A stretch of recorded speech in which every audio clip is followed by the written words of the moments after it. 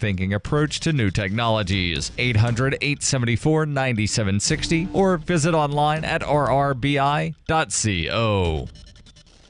UPI reports a jury in Los Angeles on Monday awarded $417 million to a 62-year-old woman who blames the company's talc powder for her ovarian cancer. Johnson & Johnson had lost 4 smaller jury verdicts in St. Louis for a total of $300 million, including $110 million to a 62-year-old Virginia woman in May, and it faces 5,500 claims in U.S. courts. The jury in the Los Angeles Superior Court determined the world's largest healthcare company failed to warn Eva Echevarria and other women about the dangers of the powder. Studies have linked its baby powder and shower-to-shower talc products to cancer. Echevarria, who started using the powder product when she was 11 years old, was diagnosed with ovarian cancer in 2007. A surgeon removed a softball-sized tumor. She said in a video deposition she stopped using the powder in 2016 when she saw a news story about a woman with ovarian cancer who had also used the product. Jurors, after 2 days of deliberation, awarded Echevarria $70 million in compensatory damages and $347 million in punitive damages. Spokeswoman Carol Goodrich said, "The company is appealing the verdict as well as the 4 previous ones. We are guided by science, which supports the safety of Johnson's baby powder," adding, "We are preparing for additional trials in the U.S. and we will continue to defend the safety of Johnson's baby powder." In June, the company was successful in halting a trial in St. Louis after the U.S. Supreme Court made it more difficult for out-of-state plaintiffs to join lawsuits in state courts that support their claims. Mark Robinson, a lawyer for Eva Echevarria, said Johnson & Johnson needs to start warning women immediately about the risk of its baby powder. Robinson said Johnson & Johnson needs to see they not only have verdicts against them in St. Louis, they now have them in Los Angeles. There's a problem all over the country with women using talcum powder on a daily basis for 10, 20, 30, 40 years. The company's lawyers argued that various scientific studies as well as federal agencies, including the U.S. Food and Drug Administration, did not determine that talc products are carcinogenic. Talcum powder is made from talc, a mineral mainly containing magnesium, silicon, and oxygen. As a powder, it absorbs moisture well and helps cut down on friction. Talcum powder was used in the 19th century to soothe skin irritation from medicated plasters, and according to the company website, Johnson's baby powder debuted in 1893. At one time, the product was advertised with the jingle, "A sprinkle a day helps keep the odor away." Monday's verdict is the 3rd largest jury award in the United States in 2017, according to data compiled by Bloomberg. ZeniMax Media Incorporated was awarded $500 million for its claim that Oculus, the virtual reality headset maker acquired by Facebook, used stolen coding. This has been FPP Radio News, online at fppradio.com.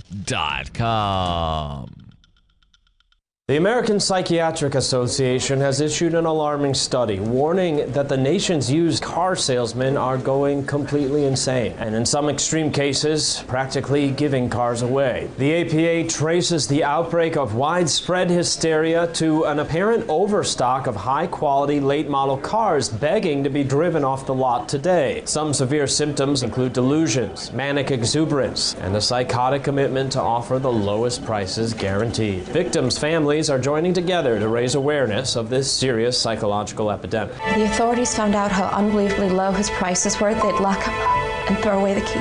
You are not alone.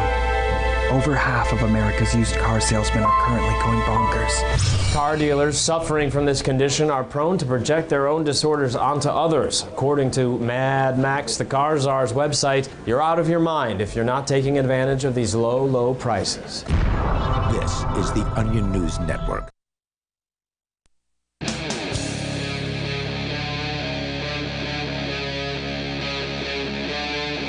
Free Talk Live.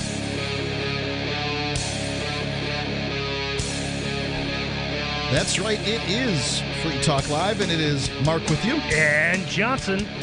Live this Tuesday evening. Ian, well, he's supposed to show up at some point, but he's gotten waylaid with what I'm sure is important business. We'll have to find something to get into a screaming match about, Mark. It's been a long time since it's just been you and I on the air to, I don't know. Do we disagree on much? We'll figure something out. Right, but first we're going to I'm going to almost call this a special guest. John from Nevada has been calling in pretty regularly to talk about it isn't exactly the Bundy Ranch trial, but the there was the Bundy standoff and some people that were charged based on it. And we have a verdict in the case, John? Yes, we do have a verdict. Can you hear me? I gotcha. Okay. Yeah, a very surprising verdict to me just came back within the last few minutes on 40 charges against the 4 defendants. The jury was deadlocked on 6 charges, but on all the rest, they came back with acquittal, not guilty. 2 of the defendants are going free tonight, and because they've been cleared on all charges, 2 of the 4 defendants still have a hung jury on charges against them. So it remains to be seen what's going to be done about that. So is the jury now sort of released, or does this jury go back on these 6 charges? Oh, no. This trial is over. The jury should be free now, and they should be gone and should be able to do interviews if they want to. Yeah, this is over for now. Now, the state retains the ability to retry the 2 defendants on the charges where there was a hung jury. Which 2 defendants are these? The 2 who have charges remaining against them are Eric Parker and Scott Drexler.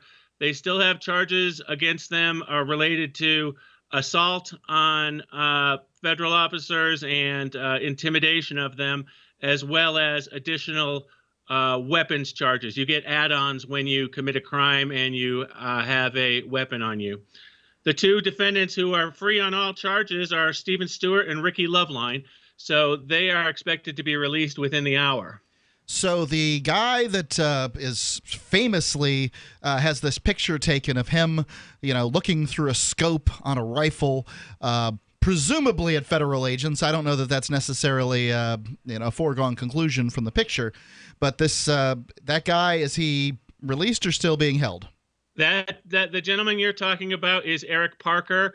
As I witnessed the trial, I also saw similar pictures of Scott Drexler, who is the other defendant who still has charges. They're unresolved against It's basically him. Those pictures. They're just too much for some of the jurors to handle. Now, what I'm curious about is that these guys are still being held. How long have they been held? They've been held for more than a year now. They were after the arrest came down in the Malheur case last spring. That's when immediately the FBI started making arrests in the 2-year-old Bundy standoff matter. There had never been charges against these people until that time, but it was evident to me that when some of Bundy's family was charged at Malheur, they decided to pile on and go after anybody who was involved at the Bundy Ranch standoff. And you were at the Malheur trials also, and there were a bunch of, if not all, not guilties there also? Yes, it was at the trial we witnessed where Ammon Bundy and Ryan Bundy were on trial. They came back not guilty on almost all charges. A couple of guys got convicted of fairly minor charges. Whatever happened with the 3 final holdouts that were there at the gate that the FBI was, I went on the air at the time, and I'll stand by this. The FBI were attempting to bait them into getting shot. What happened to those people? At the Bundy standoff? Yeah. I'm really, I can't say I'm familiar with that situation. Okay. At the very end of it, and I'm not going to make you remember anything you don't, but at the very end, there were 3 holdouts that were part of the 3 percenters. They were expecting, people to come, save them or something like that. A whole bunch of the cavalry to arrive, and that almost sounds like the situation at Malheur where there were 4 I'm sorry holdouts. If I didn't say that was at Malheur. Pardon me. Okay, yes. Well, those 4 people have all been exonerated or not charged. 2 of them I saw were declared guilty in the trial, were declared not guilty of all charges in the trial I was at, and I believe the other 2 have been released also, but I'm not certain of that. Fascinating. So I'm interested. I'm curious. The government can continue to hold these people here in the Bundy situation. even after they've gotten, exonerated of many charges, and the other charge was a hung jury. I mean, they can. Yes. How long? They've had them for a year now. How much longer can they hold them? It remains to be seen. This trial today, these 4 defendants who were tried today, this was their second trial. The first trial, there was a mistrial on all charges against them. So this is their second trial. What caused the mistrial? I'm sorry. It was a hung jury on all charges against them in the first trial, which results in a mistrial. I see. And so this will be a mistrial for Some these charges. 2 defendants on the remaining charges. Now, there are also 2 other sets of defendants still waiting in jail without bail, waiting to get their chance in court, and that includes Cliven Bundy and 4 of his sons. So that includes the 5 eldest males of the whole Bundy family, which it has to be an enormous hardship on that family. Right. I No mean, bail. if the government doesn't put you in jail, at the very least, they'll drive you into the poorhouse, right? Right. Yeah. And so for these 2 guys who the jury was hung on today, that's, for the moment, that means more imprisonment and more expenses against them. So as for the other guys remaining in jail waiting for a trial, 2 of them, Ammon Bundy and Ryan Bundy, by my understanding, have spent almost half their time in solitary confinement. Apparently, they're not very good prisoners. They insist on things like meals and clothing, and rights, and so they have spent more than half their time in solitary. How are these people? These people have something besides public defenders? I mean, how are they paying for all of this? These the current trial, all 4 jurors had public defenders. Wow. Exonerated with public defenders. Excuse me? Exonerated with public defenders. It's fascinating. Yeah, public defenders are, it's not necessarily the way I always pictured it. Some of these guys are pretty well paid by the federal government. I don't. These are not necessarily the public defenders you get like for a drunk driving charge or something like that. So I mean, you're kind of cynical of the jury process. Is this building your belief in the United States judicial system now that you've been able to sit in all these trials? I witnessed I witnessed a couple of weeks of the trial, and the trial was outrageous. The defendants were not allowed to make any justification for their actions. The trial ended suddenly and surprisingly last week when all of the defendants' lawyers declined to make a closing statement for the defense. And this was clearly an attempt to signal the jury, we're not allowed to make a defense. The trial went for a month and a half, and the defendants had 2 days to present their case. The first day, Eric Parker testified, and at the end of the day, the judge threw out all his testimony and told the jurors to act as if he had never been on the stand. The second day, Scott Drexler testified, and he was able to. Well, he wasn't able to speak about his motivations until at the very end, though, of his testimony, when he was being cross-examined by the prosecutor.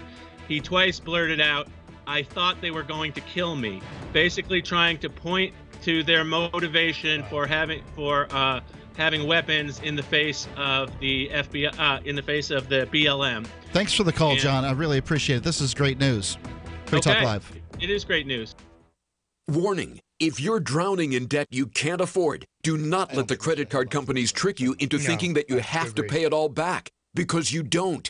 What the credit card companies don't want you to know is that there's actually a way to get debt-free without paying off your entire debt or going bankrupt. If you have $5,000 or more in credit card debt, you now have the right to let us settle that debt for a fraction of what you owe. For free information, call Credit Associates now. 1-800-957-9489. We'll even show you how much money you can save. If you can't afford to pay off all your debt, do not let the credit card companies trick you into thinking that you have to. Call Credit Associates now for free information on how to get debt-free faster than you ever thought possible without debt consolidation or bankruptcy. We depend on your success and offer a guarantee, so there's no risk. For free information, call now. 1-800-957-9489. That's 1-800-957-9489. 1-800-957-9489. BuySellMakeOffer.com is better than ever. I'm Pat Matthews here to tell you that BuySellMakeOffer.com, the revolutionary site for buying and selling anything and everything, just upped the ante. Go right now to BuySellMakeOffer.com and click the Sign Me Up button.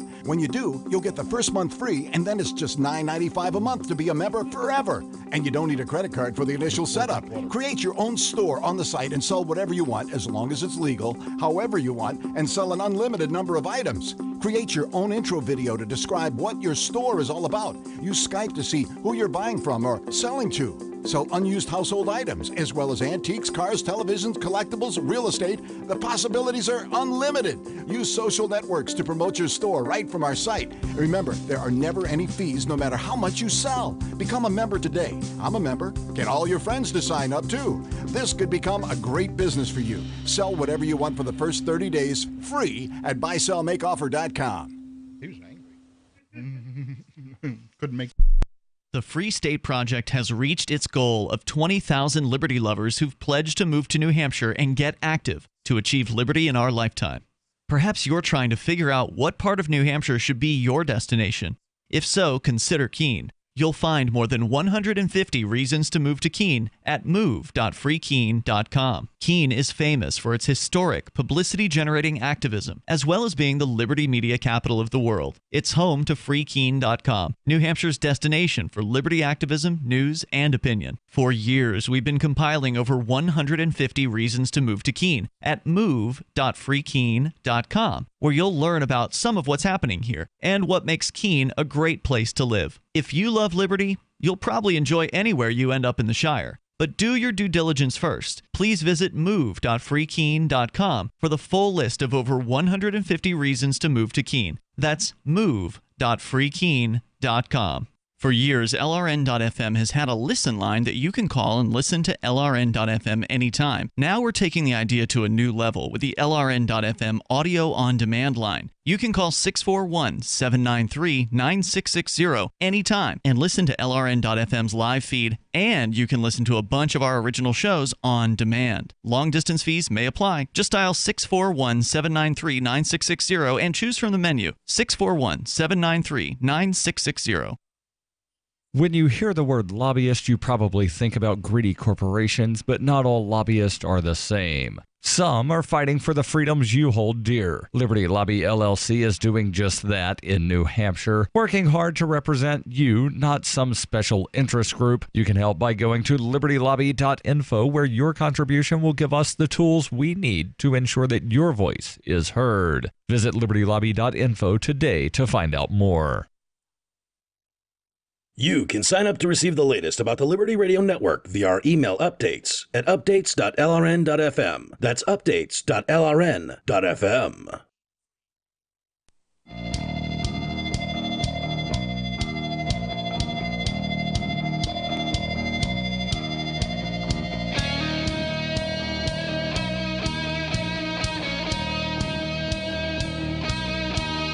Free Talk Live. The live Tuesday edition. It's Mark with you. And Johnson.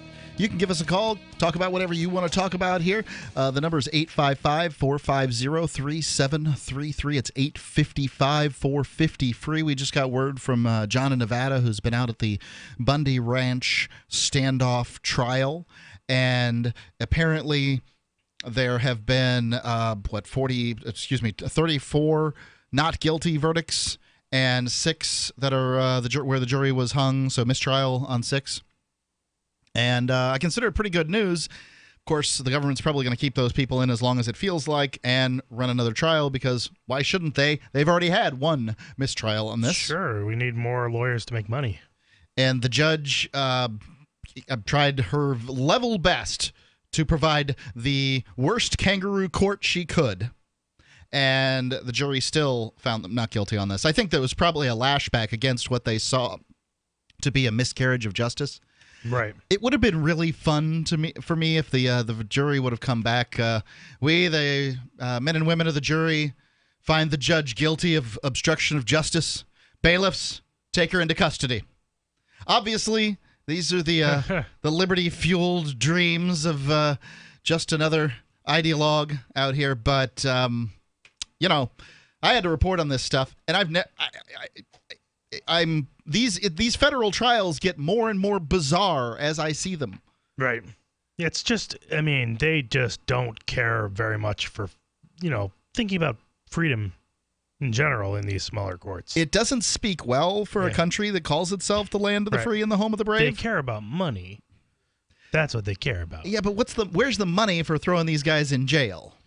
Well, they were trying to get in, they were trying to get in the way of the Bureau of Land Management. Yep. And, that's a big problem. Mm-hmm.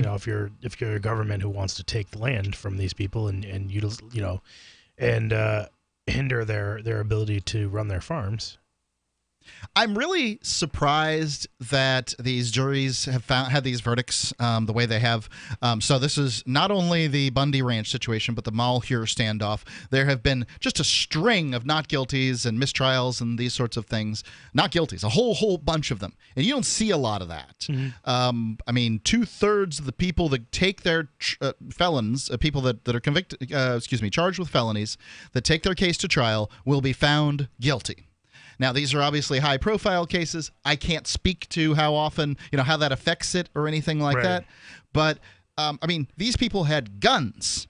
And I just can't imagine. Maybe it's the East Coaster here in me, what I would expect from local juries and that kind of thing. But, if you had a federal trial in Concord, New Hampshire, and they pulled from the surrounding regions of sort of the middle of the state and maybe into, the eastern side of Vermont and the western side of Maine, I'd expect them to hang you from the highest tree. Right.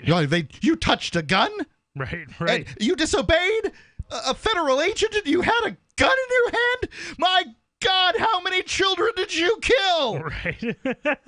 I mean, I that would be my expectation of what I would hear. Oh, yeah, absolutely. They definitely protect their own when it comes to any kind of situation where they're being challenged in general. But if you have a firearm involved, suddenly the sky is falling. And there was actually a case that I can base this on. If you'll remember the Ed and Elaine Brown case, man, this has to be 10 years ago. Oh, yeah, sure. And they had...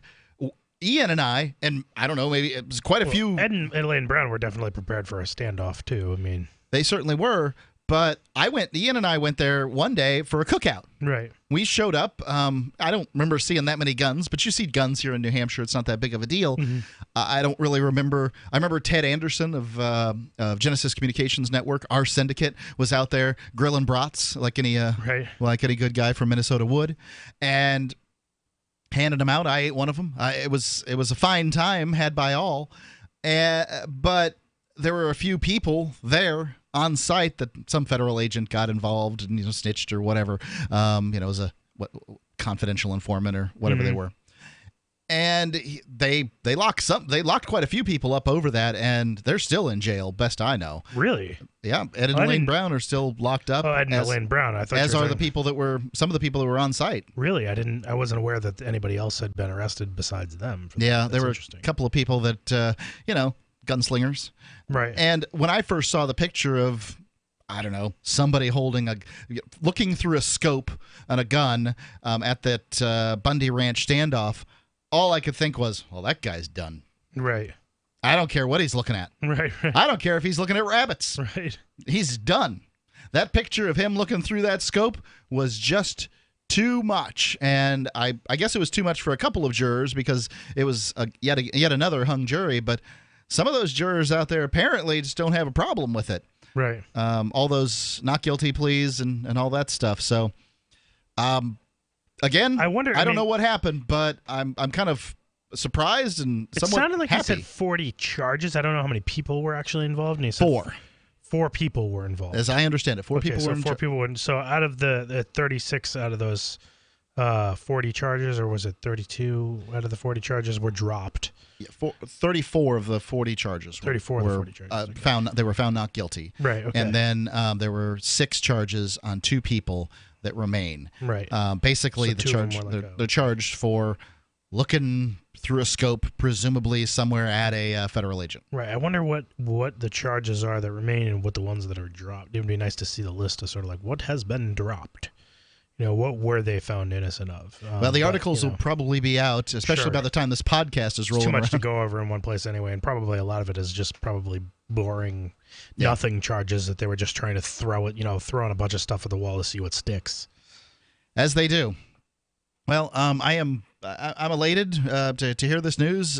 If you've got any problems with it, any other point of view, maybe the number is 855-450-3733. It's 855-450-FREE. It looks like some, I don't know, what do you call them? Social justice warriors? Radical red fists of the revolution. They smashed a 225-year-old monument commemorating Christopher Columbus in, this is off the hill. It's in Baltimore. And I did watch the video. It was rather short, and it looked clearly planned. They were walking up and spouting all kinds of drivel regarding capitalism and that sort of thing, and then somebody took a sledgehammer and smashed the hell out of the monument. I just wonder how long before the Lincoln Monument's going to get taken out. They like Lincoln. They like Lincoln, but you have two groups kind of warring here. Yeah. There are two sides to play the opposite of Donald Trump right now and say that, whenever you say two sides are at fault, people automatically are going to assume you're a racist.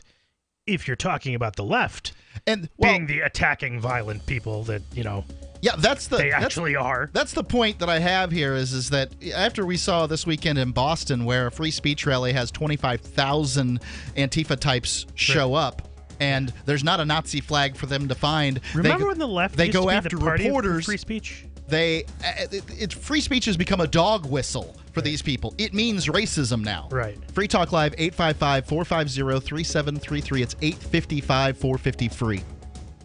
Hunters, anglers, campers, and survivalists. Get back to nature. Expand your horizons with the highest quality, most versatile, unique slingshots and sling bows on the market at slingbow.com. Slingbow products are compact and models start from just $17.98. They're perfect for your bug-out bag or storing in your vehicle. Give yourself and your loved ones the excitement and tradition of Slingbow, a new frontier in archery and truly modern twist on this primitive survival tool. Feel the thrill only at slingbow.com. Is that Ellen painting her garage? Yesterday she was trimming her hedges. What's her secret? I heard she was eating this new super berry called the Aronia berry. Aronia what? Aronia berries from superberries.com. They're known for having one of the highest levels of antioxidants that helps with overall wellness. Where can we get them? Go to superberries.com/radio. And right now we get a free smoothie recipe book with our order. Plus we can save $4 at checkout. I can't wait. I've got lots of projects I need to get done. Yes, you do. Choose health. Eat purple. Superberries.com. This is Michael Dean from the Freedom Fiends. I've run websites since 1996 and have used over a dozen web hosts in that time. AgristHosting.com is the only one that hasn't broken my heart. Agrist Hosting's uptime and service is stellar, and their DDoS mitigation is the best I've seen. That's important because if you tell the truth in this world, you'll ruffle feathers. And some people will try dirty tricks to silence your voice. No matter what the haters hit us with, Agrist Hosting keeps our websites online. If you have a mission-critical commercial presence or a world-changing activism site, you cannot tolerate any skullduggery. So go with agristhosting.com. Have a WordPress or blog site, but you're not satisfied with performance or uptime? Or just want raw hosting? Want to pay with Bitcoin? Agrist Hosting specializes in high-performance hosting with personalized service. Go to agristhosting.com and click on the button that says Get Hosted. That's agristhosting.com. Imagine, if you will, a virtual world, a symbiotic economy with its own currency, where you can barter your services with others. Symbi.com is a marketplace of real people exchanging skills and services, from web developers, marketers, video production specialists, and teachers of all sorts, to gaming consulting or fitness coaching. Symbi.com is a vast world of people trading freely. Take my word for it, it's an adventure you can't afford to miss. Simbi.com.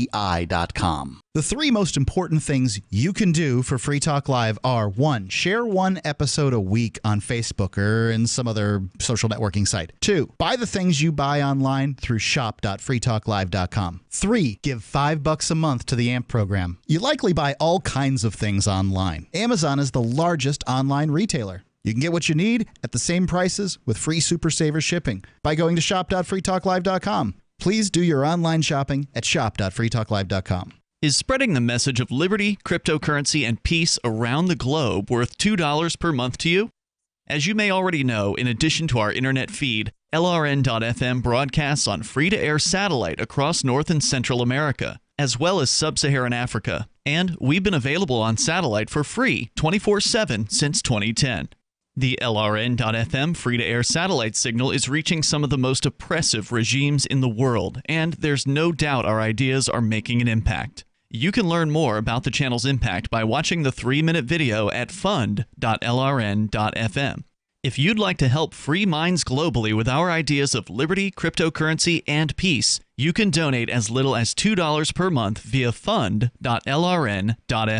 You can help us continue and expand our satellite broadcast to multiple continents. Visit fund.lrn.fm today, and thank you for your help. Don't forget to share the link on social media. That's fund.lrn.fm.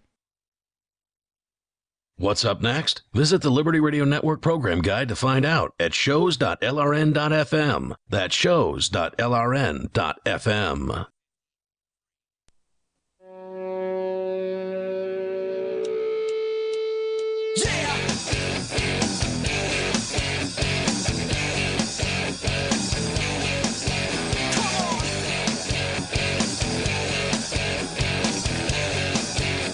Free Talk Live. The number is 855-450-3733. We are talking about this Christopher Columbus statue that has gotten smashed in Baltimore by what appear to be sledgehammer-wielding commies. I mean, I don't know what else to call them. And also we were discussing the Bundy Ranch standoff verdict, which just came through, which is looks like a whole bunch of not guilties and a handful of mistrials. Something 1492. If commies don't like you, you'll be black and blue. Is that how That's that exactly goes? how it goes, yeah. Okay. But let's go to the phones. We've got Sean calling in from Dallas, Texas. Sean, you're on Free Talk Live. What's in your mind? I originally got turned on to your podcast by Jack Sparrow from the Survival Podcast. Oh, excellent. And he highly recommended y'all. And he actually spearheaded a website for the Second Amendment. Okay. What it basically entails is it's a website where it's called Granddaddy's Gun Club. Granddaddy's Gun Club. All right. What it does and promotes is before you're fixing to pass, or if you just want to pass it from father to son, a get-together of people around a campfire and tell the stories and record the history of the gun you're handing down. So that way it cements the Second Amendment and the person you're handing it down to. So that my dad owned this gun. It has this history. And it may go back 100 years, might go back 200 years, or it might go back 20 years. But it's a gathering of people who practice safely. Practice what? And they practice extremely safe handling of guns, because once you get there, you zip tie your trigger down. That way everyone knows there's no loaded chambers. And then you sit around a campfire and pass it down from father to son, from grandfather to son. So this is probably how swords were passed down, would be my guess. Is you're talking about I mean, people believed great things about their swords and weapons and stuff like that. I like the idea. What's the sort of end goal other than creating a sense of attachment to the gun?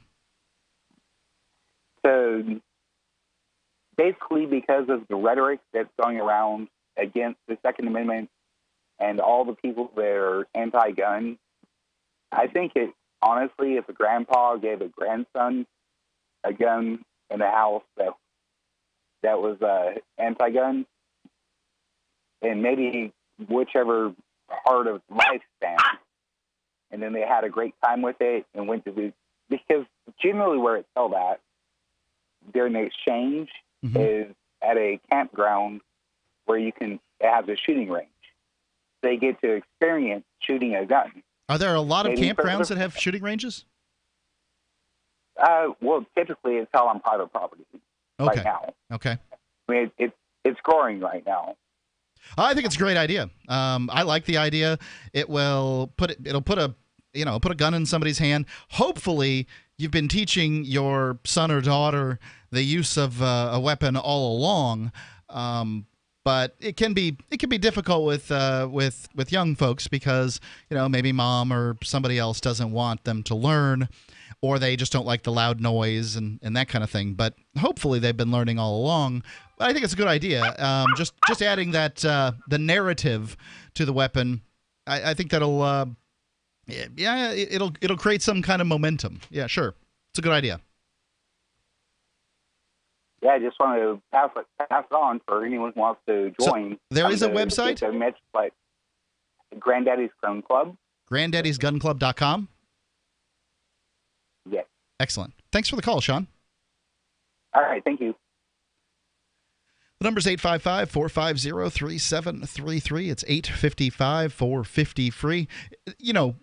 Obviously, calling in and plugging your commercial venture isn't really the necessarily the appropriate thing to do. But in this case, you're talking about just sort of a social idea, and I think that's kind of interesting. Yeah. So let's go on with the smashing of the Christopher Columbus statue. Coming from thehill.com, a 225-year-old monument commemorating Christopher Columbus was vandalized on Monday amid the nationwide debate on removing Confederate statues and monuments. 225-year-old statue. What's really funny about this to me, what's like ironic, and I guess I shouldn't really be laughing at it because it's kind of scary, but the reality is that these, the leftists, the Antifa, they're all like, we're so anti-fascist that we're going to do everything that the fascists did. Yeah. Because guess who destroyed statues and, burnt books and opposing ideas and stopped people from speaking? And, oh, yeah, it was the actual Nazis. You Antifa people are like actual Nazis. And, I did say when, again, I'm fine with removing Civil War monuments if that's what we're going to do. But, first off, I don't think you should just take one side and say, oh, those guys are traitors to America. They shouldn't be publicly owned in the first place. That's right. That's the real problem, right? The tragedy of the commons. And, of course, the left doesn't. We want everything to be commonly owned. You're going to pay for it, and it's only going to be our ideas. Right. So what they're doing is... Yeah, well, guess what? Then, you need, if it comes down to violence, then it's self-defense because you're just trying to steal from people to make them support your ideas and your stuff. Apparently, 225-year-old, a group of people who sort of democratically decided, used the system to decide, the government system, used a system of hierarchical, top-down government control to place this statue there. Right. And, these folks don't want it there, so they're going to subvert the system of law to do it. And I'm fine. Subvert the system of law. Now, if you're going to do that, you should do it for a reason that is of value to, sort of life and community, and expect the consequences. Yeah. And I just like to make it clear that many of these... you can't say these people because you can't talk in groups. But there's somebody out there will be upset with every statue that's standing. And if your opinion about smashing a statue is valid, their opinion is valid too. I don't know about the whole talking group things. I've had this argument lately with a couple of other libertarians. And if people are self-identifying in a certain way, they're making themselves a part of that group. How do I know? Let me continue reading the article so we can go on with this before. So a video posted Monday shows, yesterday, shows a monument being smashed. It shows two unidentified people taping a sign reading, "The future is racial and economic justice," to the monument. One of them then hits the monument with what appears to be a sledgehammer, while the other stands next to the monument holding a sign that reads, "Racism, tear it down." One of the quotes is, Christopher Columbus symbolizes the initial invasion of European capitalism into the Western Hemisphere. No, it doesn't. Columbus initiated a centuries-old wave of terrorism, murder, genocide, rape, slavery, ecological degradation, and capitalist exploitation of labor to the Americas. Did we not have terrorism, murder, rape, genocide, slavery, ecological degradation on the continent prior to Columbus? Was capitalism, which is just free trade, was capitalism not present on the Western Hemisphere before Columbus came?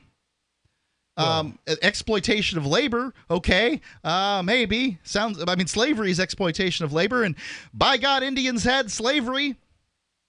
Plenty of them did, obviously. I can't speak in groups. Not every Indian had slaves, but slavery was a viable and used system of exploiting labor here on the Western Hemisphere before Columbus ever showed up. Right. That doesn't make what he did okay, but it doesn't make what they did okay either. You don't pull down Indian statues because some Indians were slavers. 855-450-3733. Please explain this to me. 855-450-3733. Free Talk Live or LRN.FM on Skype. For P150, P150GA, P150NY, P150OK, P150TN, C250A, C250E, C250Q. Not available in all states. If New York or Colorado, call for a similar offer. What's the scariest thing about going to the dentist? Opening your mouth or opening your wallet? Because just a simple cleaning can cost $100, and things like root canals can cost you hundreds more. If you don't have dental insurance to help, call Physicians Mutual Insurance Company, 1-800-972-1059. This isn't a discount plan or preventive-only coverage. This is real dental insurance that helps pay for checkups right away. So you can call today and get your teeth cleaned tomorrow. Plus, it helps cover the more expensive procedures you might need down the road. Fillings, crowns, bridges, even costly dentures. There's no deductible and no annual maximum. Your acceptance is guaranteed for one of these insurance policies, even if you're retired. There are no networks, so you can choose any dentist you'd like. Call now for a free information kit with all the details. 1-800-972-1059. That's 1-800-972-1059. 1-800-972-1059. Have you checked your Google search results lately? Search results are usually the first impression that people form of you or your business, so make sure that they create a positive impression with ReputationDefender.com. What the internet says about you can have a big impact on your life and your livelihood, even if it's not true. Fortunately, you can now control how you look online and in online search results with ReputationDefender.com. Call 800-831-0771 now. That's 800-831-0771 for your free reputation analysis. If you have negative material from an ex-employee, upset patient, or former client, newspaper article, legal issue, social media, or other source showing up in your search results, you can combat it with ReputationDefender.com. Our dedicated experts in patented technology can help make your online search results look their best. Call 800-831-0771 to learn more. 800-831-0771. That's 800-831-0771. Or visit ReputationDefender.com. Nothing you do or say will ever reach the lofty heights attained by the following news summary. This is the Onion Week in Review. Facing increased market pressure and a shrinking bottom line, media company Star Trove was forced to lay off dozens of unskilled bloggers this week. Sources confirmed that before being dismissed, many of the bloggers had been with the company for months, regularly performing menial tasks such as describing celebrity outfits and composing quizzes about Disney characters. I mean, I'd been with this company for almost a year. It wasn't the most rewarding job, and I didn't have health insurance, but it paid the bills. I'm already 25 years old. I just don't know where to go from here. In other news, a 6-day visit to a rural African village completely changes a woman's Facebook profile picture. A new dating website helps plus-size Jewish plane crash survivors find love. And a kid figures he'll go down the slide 36 more times and then call it a day. This is the Onion News Network. If you want to know the latest about Free Talk Live before we go on the air, all you need to decide is how you want it delivered. It's your choice. Visit news.freetalklive.com. You can get emailed announcements and participate in contests via our email updates list. Plus, we have a Twitter account that you can follow and a Facebook page where you can become a fan. So visit news.freetalklive.com to get news about Free Talk Live as soon as it's announced and the way you want it delivered at news.freetalklive.com. That's news.freetalklive.com. Hi, this is Mark Edge of Free Talk Live. Michael W. Dean's book, User's Manual for the Human Experience, changed my life. In a culture that attempts to turn you into a compliant victim, this book gives you implementable steps on everything from how to be aware of your environment, walking down the street, to business, to how to handle a toxic person in your life. If you're a human, you need to read this book at least once. Go to Amazon and get the Kindle version, or paperback, or an audiobook of A User's Manual for the Human Experience. If you enjoy LRN.FM, please contribute to your favorite shows via their websites and become an amplifier at amp.lrn.fm. That's amp.lrn.fm.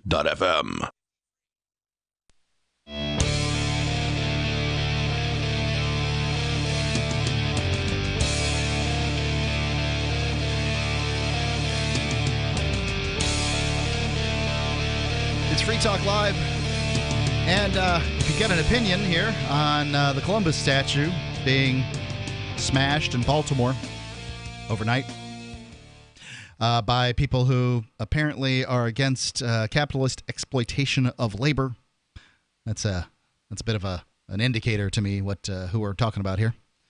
You can give us a call. The number is 855-450-3733. It's 855-450-FREE. Just an advisory, you don't need money to do business on Simbi.com. It's a slick and easy-to-use marketplace where you trade your talents for other people's services and abilities. You can forget the old economy. This is your economy. Simbi.com. You won't believe the diversity of services on Simbi.com. Hundreds of thousands of people are acting within the symbiotic economy. You can go get an account there at simbi.com. Take a look around, post your services. You get some currency right away for free so you can buy things before you even do stuff. Although you have to list a service. simbi.com. People are listing services from, draw a picture of your Dungeons & Dragons character to build a website to, marketing help, computer programming, music, singing, all kinds of stuff. simbi.com. Simbi.com. Let's go to Ricky calling in on Skype. Ricky, you're on Free Talk Live. Brother Mark, and I believe it's Brother Johnson, is it not? That's correct. What's on your mind, Hey, Ricky? how you doing tonight? All's well. Good. I wish that was the case, Mark, I mean, I've been sitting here thinking, and this is really a mess. What is it? You are... What's a mess? What you touched on earlier, the two sides. You got the Antifa communists, and then you have the white supremacists. Yeah, that's how the media is lining these folks up. That's for sure. I don't know that it's necessarily that simple. I don't know that it's necessarily. No, I don't think it's that simple. It's about as simple as a civil war there, Brother Johnson. I think it's very simple. But I don't think that it's necessarily Antifa versus white supremacists. The alt-right is not composed entirely of white supremacists. If you're standing next to somebody giving the Nazi salute, though, I'm just saying somebody might call you a white supremacist. Sure. But that's where I'm getting to now. I've been sitting here, and I haven't done anything. And next week, that's probably when it is. I'm looking at these sides here, and I want everybody to kind of ask themselves, because it's kind of like a situation. Now, you have two choices here. You have communists that are against freedom of speech because they believe it suppresses minorities. I don't even want to try to figure that out, and I don't want them to try to explain it to me. Then you have the other side that are white supremacists. Now, you got to sit here and honestly ask yourself, what's really going on here? Now, if I was going to go out and protest, where the hell am I going to go? I'm a Democratic Republican. I'm not a racist. But I have to admit, I lean more towards the white supremacist quote side. And no, they're not all white supremacists. Okay, tell me about this leaning. What do you mean by that? Well, I get it called. I am a liberal, as most of the people I think they're called in this show. Okay. And just by being a liberal, I have to admit, I end up being thrown in with these Antifa people. I so am not. I'm totally against that. You know, as far as things go, it's a cut and dry issue. Do these people have the right? Yes, they do. These people are saying they don't have the right. There are people totally endorsing this. What does that tell me? That I was right the first time when I said this was a CIA project. People need to look into this Antifa group, who they are. I definitely did. And it's very shocking. Anyways, next week, I mean, I'll let you guys know. I have to admit, how am I going to make my statement? There's been not enough discussion as of late, so I'm going to stem up some discussion. You know how I'm going to do that, Brother Johnson? How are you going to do that? Well, very simply put, very difficult to find one, but that wasn't that hard. Probably next week, I'm going to just walk the streets. And like I usually am, all dressed in black, except this time I'm going to have a Confederate flag on my back. And hopefully I can encourage some discussion. Now, I'm wondering what's going to happen to me. Are people going to sit down and talk to me? They're going to have the option. Are they going to attack me? Or are people going to come up to me and commend me and also be wrong? Where do you I think live? it's going to be a very fascinating experiment. Pennsylvania. The Commonwealth of Pennsylvania. Okay, I find this ill-advised, but if you survive the experience, I'd like to hear about it. Well, yeah, I mean, it's probably ill-advised, but you want to know something? The way I see it, freedom of speech is in the toilet. It's really going down the tubes. Ian was right last night when he said it's gone, pretty much. And you better run for the hills. This is not going to stop. This is not going to stop. Everybody wants to be superior to everybody. I think people got to be really honest. And I'm going to go out on a limb here. You know, I think Trump's a jackass. He's got 1,000,001 bad qualities. He hasn't done anything of any kind of mention positive in the past 8 months. And maybe there's still time. But I will tell you, squinted at the sun without glasses on. Yeah, he did that. But I will tell you this. I'm not going to stand here and be like some of these people. And when he went out the second time, and I know at that time Ian didn't hear it, but, you know, when he came out the second time and was talking about this, I totally agree with him. And the fact is, this is a pure stunt to stop the secessionist movement. There has been, for the past 5 years in Pennsylvania, an increase in Confederate flag sales, as in a lot of other places. And the reality is Confederacy does not mean racism. It this doesn't is the way mean it's that. being labeled. Ricky, please keep us updated on whatever happens. I'm curious to find out. Thank you so much for the call. 855-450-3733 or lrn.fm on Skype. That's our username there. Just have to send us a contact request and you can call us. That's lrn.fm on Skype. Let's go to Mike calling in from Wisconsin. Mike, you're on Free Talk Live. What's on your mind? Good evening, gentlemen. To the one of you who said that you are liberal. No. You heard a caller. Yeah. Oh, is that a caller? Yeah. Oh, forgive me. I was waiting on hold. I couldn't tell who was speaking. Well, in that case, I'll drop that comment. You know, when I see these folks tearing down statues in, say, Raleigh, the one that was relatively peaceful, I sort of have a sense of pity for them because, you know, these statues have been up for 100 years, in some cases longer. And in they some never cases offended less. people. There were quite a few statues put up in like the 60s too, but go ahead. Yeah, true. But you know, why didn't these statues offend people 10 and 20 and 30 years ago, even when Democrats had control politically of many of these states? I want to posit to you it's not only political.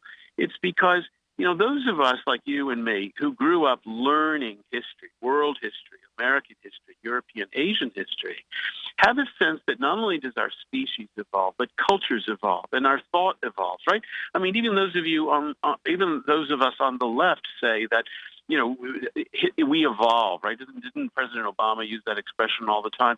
You need to have a sense of history to understand that the culture in which Jefferson lived and owned slaves, no, the culture in which Columbus came to this country 600, 500 years ago was very different than the culture that we have now.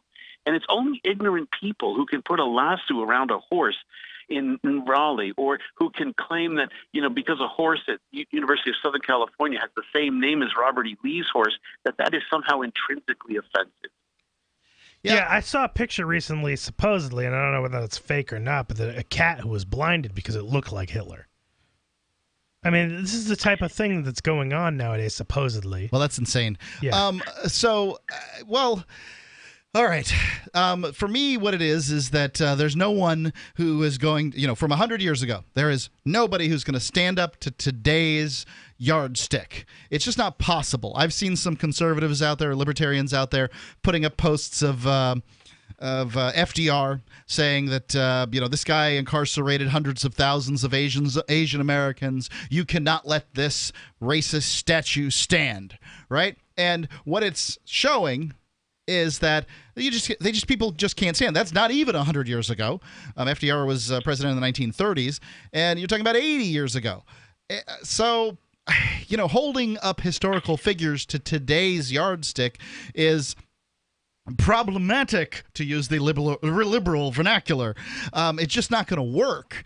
So we can take down all the statues, or we can take down none of the statues, but sooner or later, somebody's going to get upset about something. FDR put some of my distant Italian-American ancestors in camps as well during World War II, but I'd be the last person to say that anything should happen to FDR statue, and I disagree with most of his politics. One last story, and I'll let you go. I walked into a convenience store today. Hold the line. 855-450-3733. It's 855-450-FREE. Look, I could be wrong on this, but it seems like that we're that the wheel's turning pretty fast on this tearing down statues thing. The number is 855-450-3733. Free Talk Live. Have you wanted to get into Bitcoin mining but don't want to deal with the hassle and frustration of operating the mining hardware? Let pool.bitcoin.com handle it for you like I did. For an investment of as low as $129, you can have a lifetime mining contract and support the Bitcoin network. If you already have mining equipment, you're invited to join pool.bitcoin.com. It's the most profitable pool for miners, paying 120% of the block reward. That's pool.bitcoin.com. Do you want to help build a better financial system for everyone? Join Dash. Dash is Digital Cash, a digital money platform designed to replace cash and help people manage their own wealth. It's fast and easy. Fees are low and transactions are confirmed instantly. Dash is decentralized, run by users who earn rewards for helping run the network and make governance decisions. Dash is set up to succeed where other platforms have failed. Give it a try. Dash.org. Help people take control over their financial future today. Find out more at Dash.org. My name is Jacob Hornberger. I'm president of the Future of Freedom Foundation, which Congressman Ron Paul awarded for having an outstanding freedom website. Write us at fff@fff.org, and we'll send you a free 3-month subscription to our monthly journal of libertarian essays and our booklet, Economic Liberty in the Constitution, which George Mason University economics professor Walter Williams praised in a recent column. That's fff@fff.org. Here's a chance to do a little activism while you're cruising Facebook, Twitter, or Google+.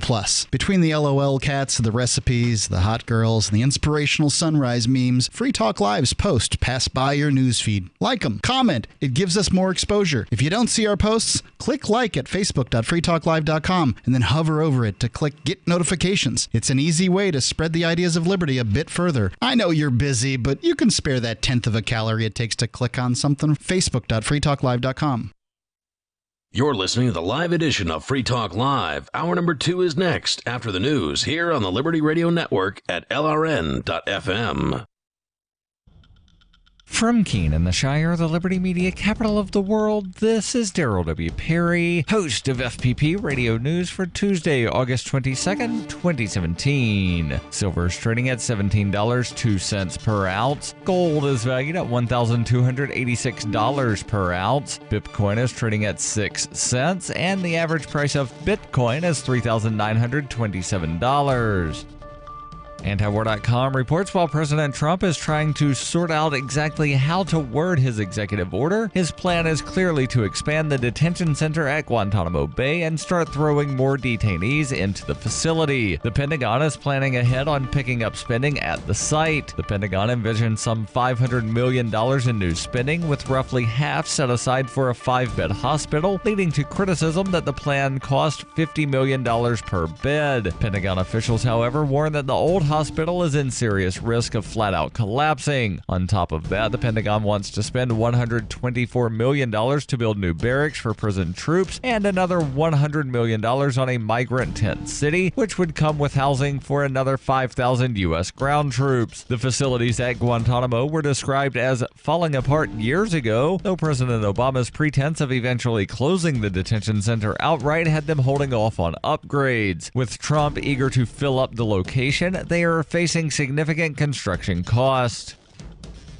For over 40 years, Roberts & Roberts Brokerage has been a trusted source for buying and selling precious metals. Gold, silver, platinum, and palladium. They don't feed the banks. They're Bitcoin preferred and have removed the minimum purchase amount for all orders paid in the digital currency. Call Roberts & Roberts Brokerage today for knowledgeable advice on buying and selling precious metals and a forward-thinking approach to new technologies. 800-874-9760 or visit online at rrbi.co.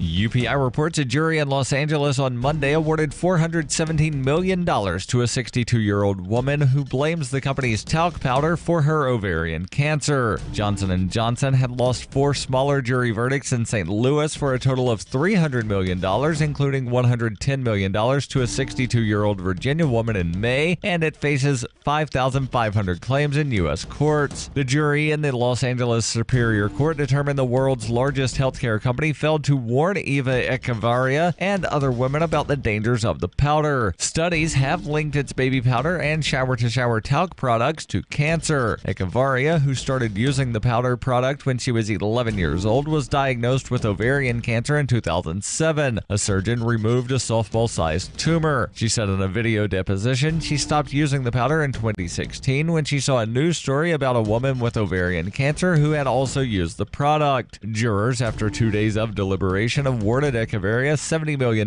in compensatory damages and $347 million in punitive damages. Spokeswoman Carol Goodrich said, "The company is appealing the verdict as well as the 4 previous ones. We are guided by science, which supports the safety of Johnson's baby powder," adding, "We are preparing for additional trials in the U.S. and we will continue to defend the safety of Johnson's baby powder." In June, the company was successful in halting a trial in St. Louis after the U.S. Supreme Court made it more difficult for out-of-state plaintiffs to join lawsuits in state courts that support their claims. Mark Robinson, a lawyer for Eva Echevarria, said Johnson & Johnson needs to start warning women immediately about the risk of its baby powder. Robinson said Johnson & Johnson needs to see they not only have verdicts against them in St. Louis, they now have them in Los Angeles. There's a problem all over the country with women using talcum powder on a daily basis for 10, 20, 30, 40 years. The company's lawyers argued that various scientific studies as well as federal agencies, including the U.S. Food and Drug Administration, did not determine that talc products are carcinogenic. Talcum powder is made from talc,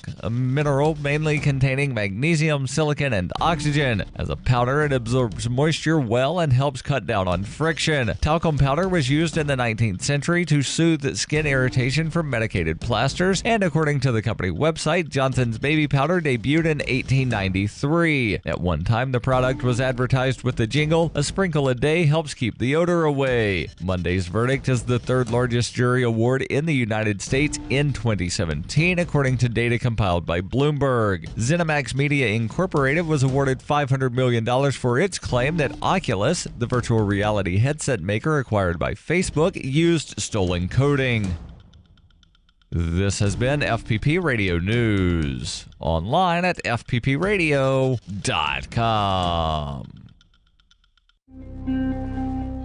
A heroic broken sewage pipe floods Congress with waste. Johnson & Johnson introduces new leave-in Q-tips. This Thursday, local youth Andrew Robillard told reporters he had no idea why he couldn't wear his Iron Man costume to his grandfather's funeral. Robillard, whose grandfather passed away this week after complications from a stroke, vented his frustration to reporters and noted that his grandpa, quote, probably wouldn't even care if he dressed like Iron Man at the funeral. Iron Man is awesome. I want to wear my Iron Man suit. I am Iron Man.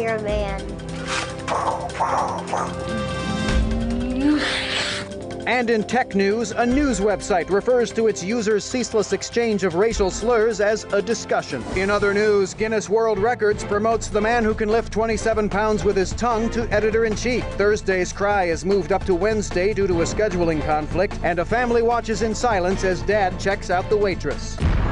This is the Onion News Network.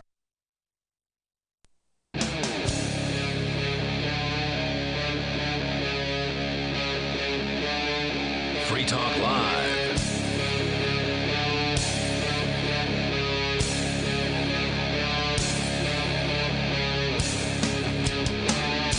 It's Free Talk Live. It's the live Tuesday edition. It's Mark here. And Johnson. Our main host, Ian. I don't know what to call him. I mean, you know, is he the main host? He usually sits in the first chair. So, something like that. First chair. That's what he calls himself, right? Yep, first chair. This is that's the position I'm sitting in now. So he's the leader. Peace be upon him. Right, God, led by that.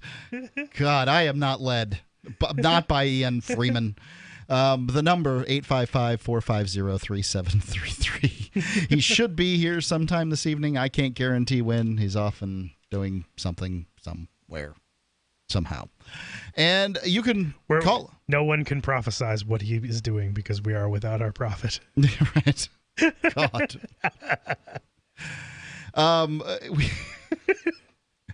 We're talking about this situation in Baltimore where the Columbus statue was 225-year-old Columbus monument smashed early Monday morning. And you know, what people's thoughts are on it are. Let's go to Scott calling in Wisconsin. Scott, you're on Free Talk Live. What's on your mind? My point is that anybody making the argument that there's a slippery slope of taking down monuments and statues. Okay. The slippery slope should stop. If you went to West Point and swore an oath to protect the United States of America, then you raised an army and tried to overthrow the United States government, you do not get a statue celebrating your treachery. Why? You know, Washington didn't do that. Thomas Jefferson didn't do that. Nope, Roosevelt didn't do that. It's None a distinction. Did that. They did some bad things, but you know what they wanted? They wanted the United States to be successful. They had a different view of it. That view has evolved. Well, they wanted the states to be successful. I mean, you know, they weren't. The United States, as it was something different at the time.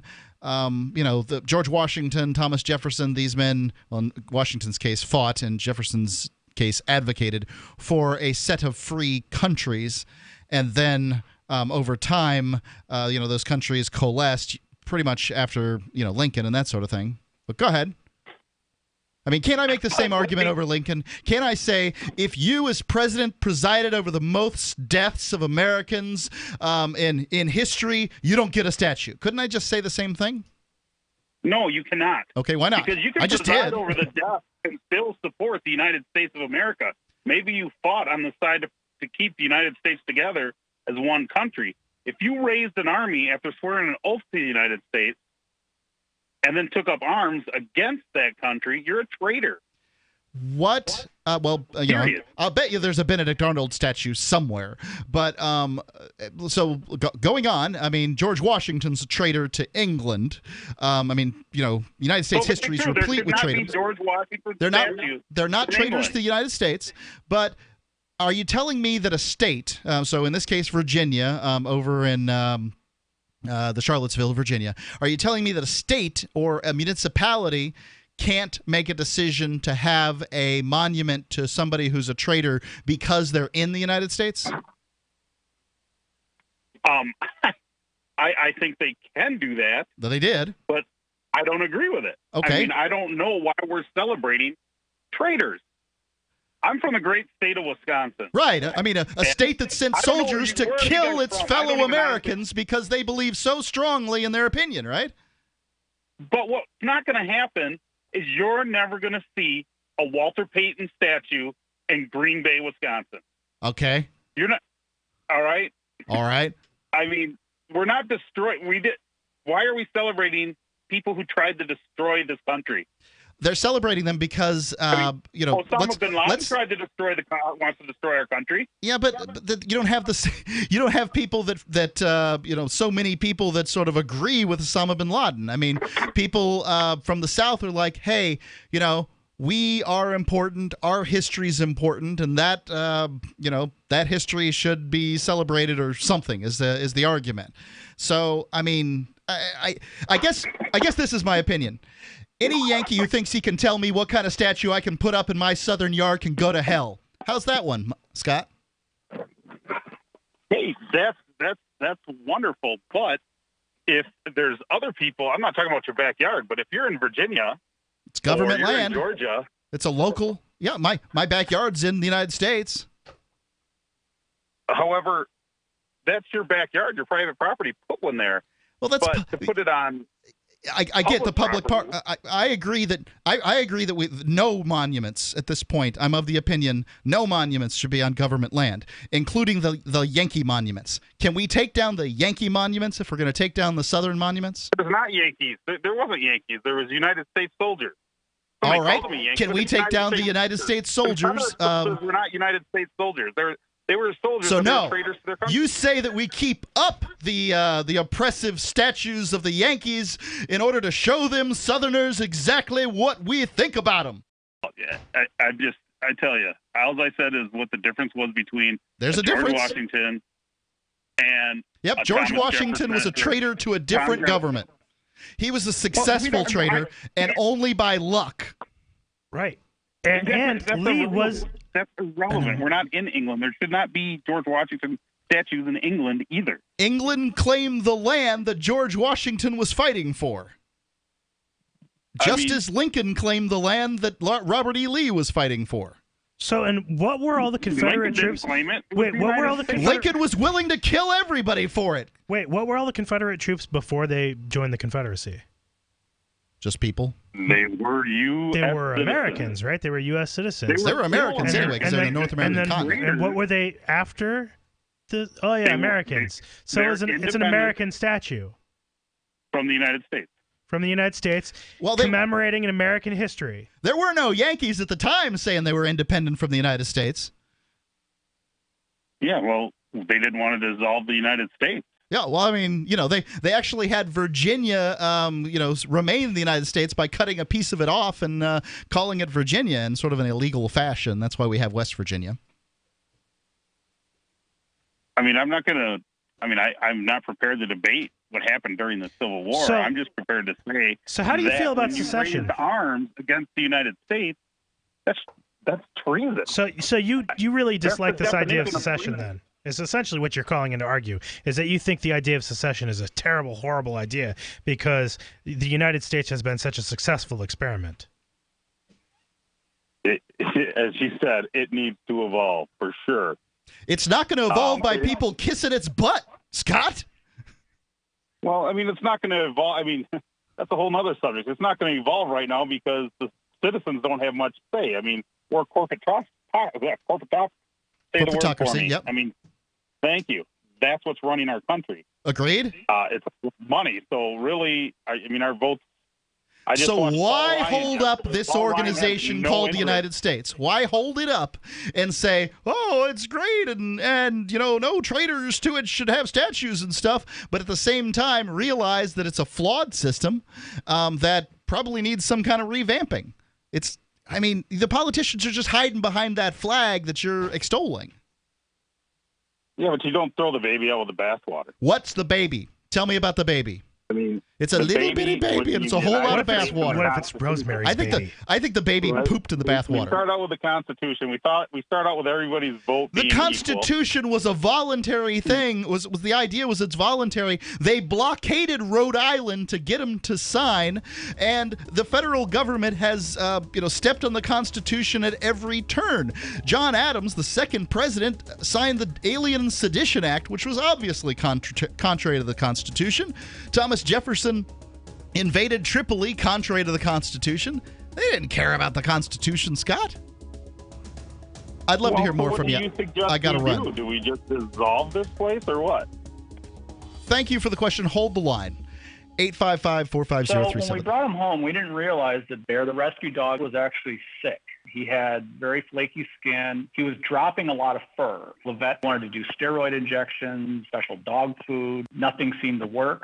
So I've been hearing Dinovite on the radio for years. Petey stopped eating. All of his hair fell out. Itching, licking, missing fur. DINOVITE.com. 859-428-1000. And then it finally sunk in. Oh, you're talking about hair and skin. And all right, I'll try it. Well, it took probably 6 weeks, but after we started using Dinovite, no more flaky skin. He doesn't scratch and itch, and he started to put weight on.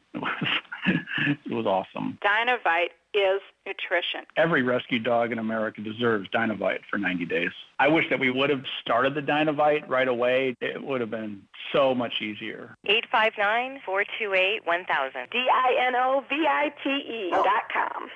Will the government protect your family from Iran and North Korea's newest weapon, EMP? We buy guns to protect ourselves, home, health, and car insurance for accidents. Maybe you also have food storage. But how would you keep your refrigerator running in a long-term EMP blackout? Using tested military designs, the Solarc EMP-hardened solar generator protects and powers your critical appliances for years without burying items underground or wrapping them in aluminum foil. Unlike other preps, Solarc is used every day to help offset your electric bill automatically. Visit PortableSolarLLC.com to learn how easily expandable the system is. Solarc is the most affordable and powerful solution on the market. The whole system even fits in the back of a pickup or SUV and can install in less than an hour. See for yourself why Solarc beats other off-grid systems at PortableSolarLLC.com. Don't wait for the government. Go to PortableSolarLLC.com to learn why Solarc is energy insurance for your family.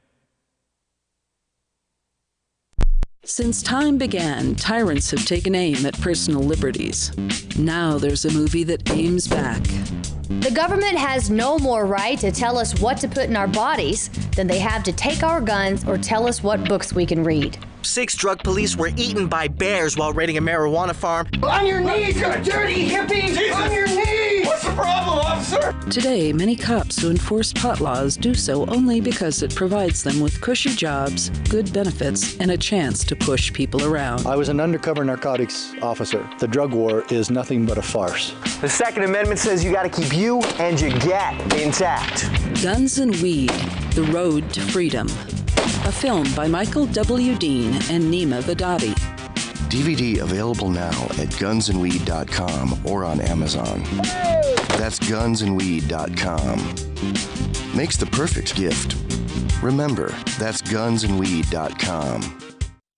So you've heard all 3 hours of the latest episode of Free Talk Live, and you're still hungry for liberty-oriented audio content? Did you know that we have another 24/7 audio stream at LRN.FM? The Liberty Radio Network airs the latest episodes of some of the best liberty-oriented podcasts on the internet around the clock. In addition to recorded content, you'll also hear live shows like Free Talk Live, originating from our Keene, New Hampshire studio. So listen anytime at LRN.FM. That's LRN.FM. Radio is the most personal of mediums. I exist right now in your head. If you listen to Free Talk Live regularly, you know me. Free Talk Live is on more than 160 radio stations around the U.S. and has been downloaded on every continent around the world. Hundreds of thousands of listeners with ad packages from $600 a month to $6,000 a month. Imagine what we can do for your business, project, website, or idea. Email me, mark@freetalklive.com. You're listening to the best liberty-oriented audio streamed around the clock, on the air, and online. This is the Liberty Radio Network at LRN.FM.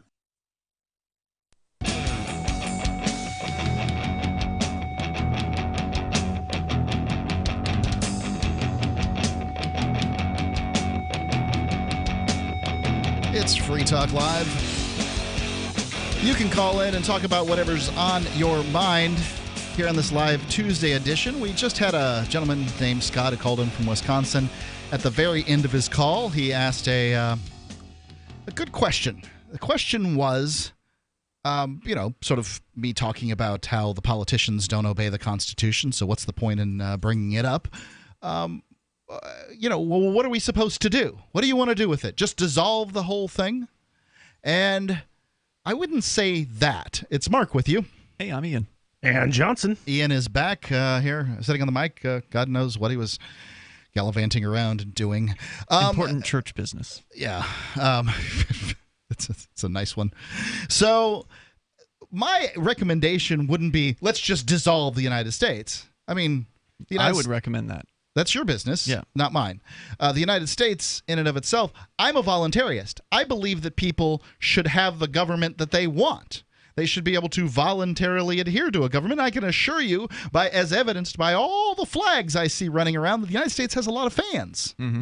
And to suggest that those people not have the government that they desire is antithetical, in my opinion, to the voluntarist philosophy. Sure, but their government they desire, it wants to force its way upon everyone. Sure. And if somebody attempts to force rule upon you, you should have the right of revolution, as has been, in my opinion, the right of every human being throughout history. If somebody wishes to use coercive violence against you to get you to follow a set of rules that you don't agree with, that you don't want to apply to you, you should be able to shoot them center of mass. Well, that's I what prefer to be left alone. A human right is about. Yeah, absolutely. Yeah. But the Founding Fathers didn't put the Second Amendment in for hunting. Right. They were 100% clear. This was a group of men that had shot their government center of mass many times over. They'd skewered them with this bayonet, and they'd kept them on the run for years until they finally gave up. That's what happened. And look, I'm just reading their documents. I'm just a product of this Enlightenment culture that brought about the Constitution. And I would say the Constitution is not something that can be enforced against on somebody who no longer wishes to adhere to it. However, once you say you don't want a particular government, you are no longer under the protection of that government. So you should be able to form your own. You should be able to get together with other people. And no aggression. That means no force, no theft, no violence should be used against you and your people unless you, of course, use those things against other people. And ultimately, people should be able to pick their governments. Governments shouldn't be tied to land masses. We've got a long way to go before that's going to happen. The gentleman asked me what I advocated for, and I advocate the United States government and every other government out there leave people the hell alone. Great. That don't want to be messed with. Right. That the Constitution isn't a death pact, and that I didn't sign it. Great. I mean, who could disagree on this show with that statement? That's simple. It's great. I didn't sign it.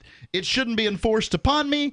I don't agree with all these wars the United States has fought, and I shouldn't have to fund them, and I'm willing to step out for that reason. So, I'm going to forego the protection that the United States or to be forced to fund the ideas. It's sort of like we were saying earlier with this, being forced to fund, statues or ideas for people who you don't agree with. And that seems to be what is going on the left currently, which is saying that, only our statues, only our ideas are acceptable, and you're going to have to, kowtow to our ideology.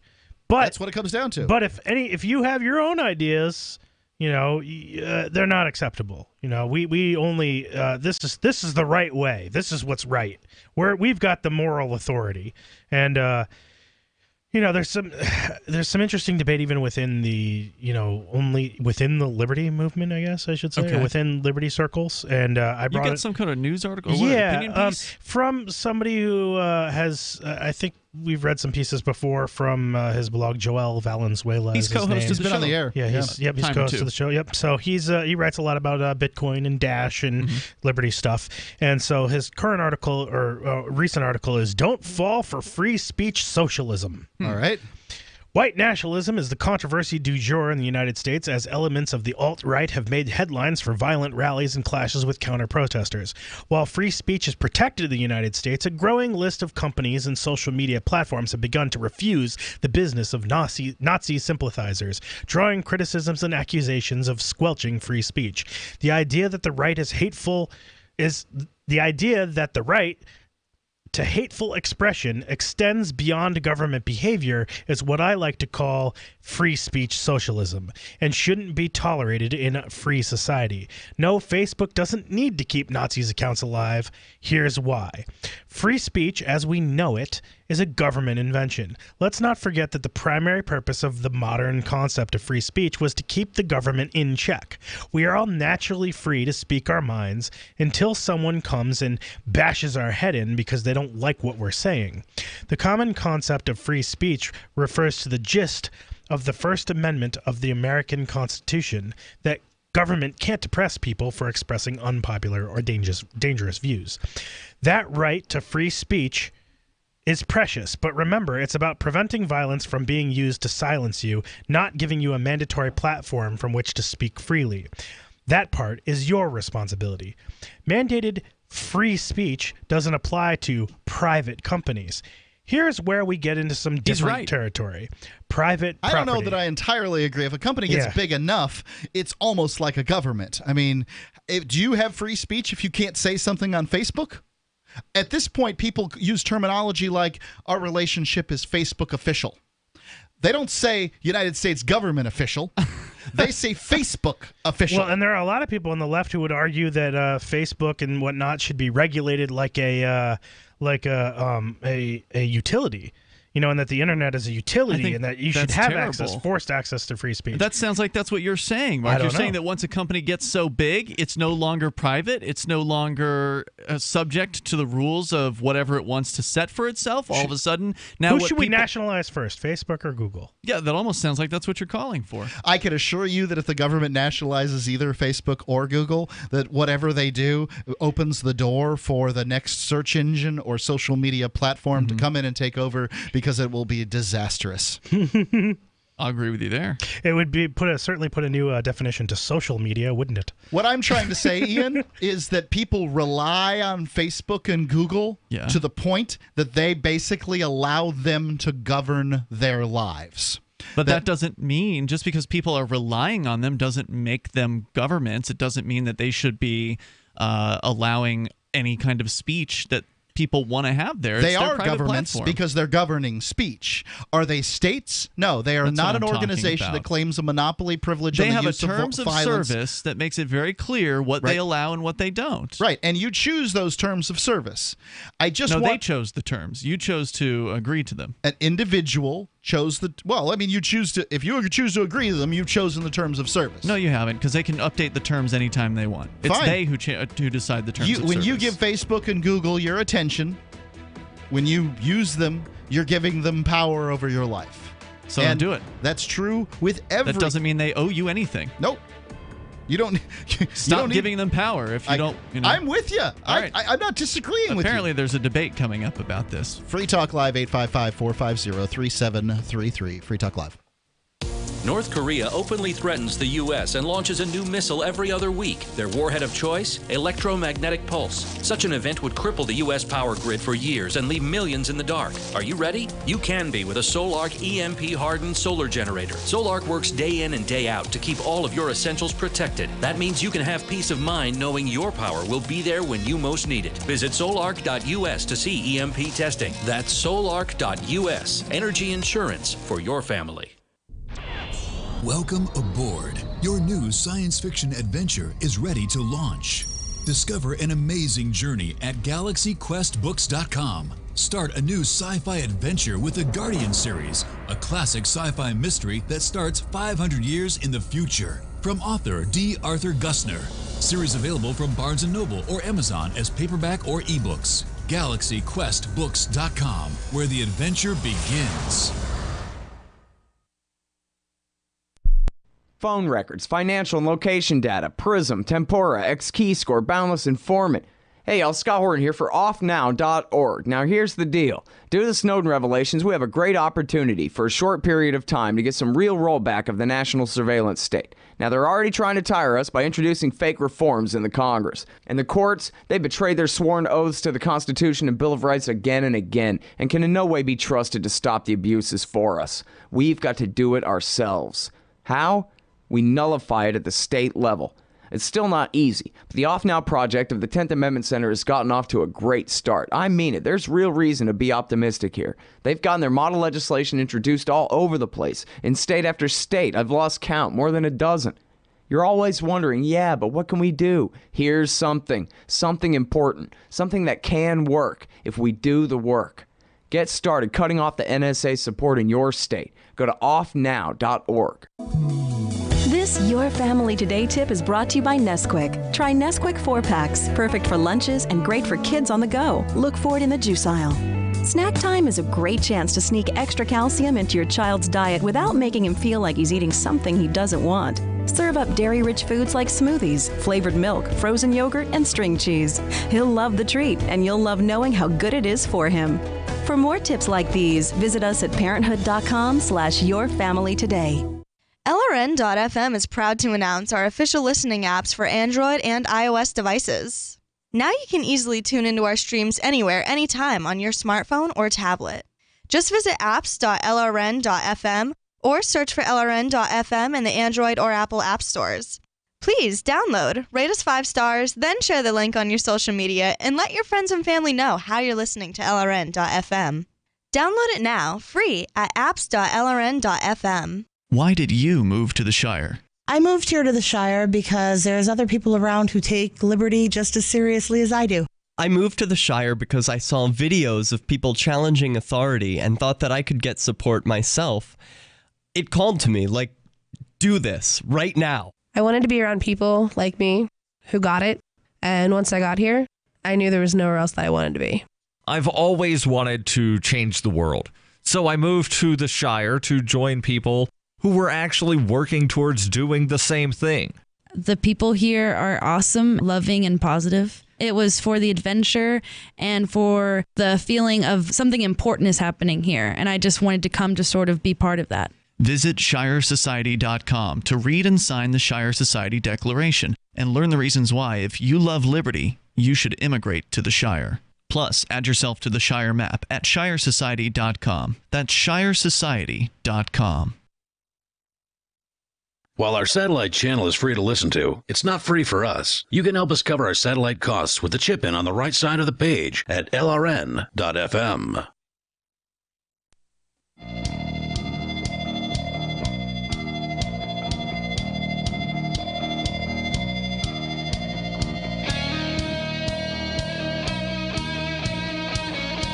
It's Free Talk Live Tuesday edition.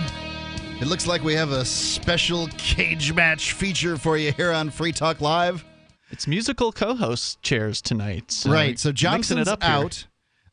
Chris is in, Chris Wade, normally on Friday nights. That's right. And we've got Joel Valenzuela, who is a sometime host of Free Talk Live, on to... I guess, talk about the article that she wrote. Joel, you there? Yes. Can you hear me? I got you. Hold the line. I got a special message about Dash. So if you want to help build a better financial system for everyone, you should join Dash. Dash is digital cash. It's a digital money platform designed to replace cash and help people manage their own wealth. It's fast, private, and easy. Fees are low. And transactions are fast and can even be confirmed instantly. You can pay anyone, anywhere in the world, anytime for just pennies on the dollar. And Dash is decentralized, run by users who earn rewards for helping run the network and make governance decisions. Anyone can invest in Dash and earn rewards for helping run the Dash network. Join Dash and help create a better financial system for everyone. Take back control over your financial future today. You can find out more at Dash.org. There's a lot of momentum behind Dash right now, especially with a record run-up in price very recently. So check out Dash.org and find out why. And normally, Joel, when we have you on, we're talking about Dash because you're one of the writers over at Dash Force News. Yes, indeed. Editor-in-chief, in fact. Excellent. And dashforcenews.com, I believe, is where folks can go to get the latest information from the Dash universe. Thanks to you.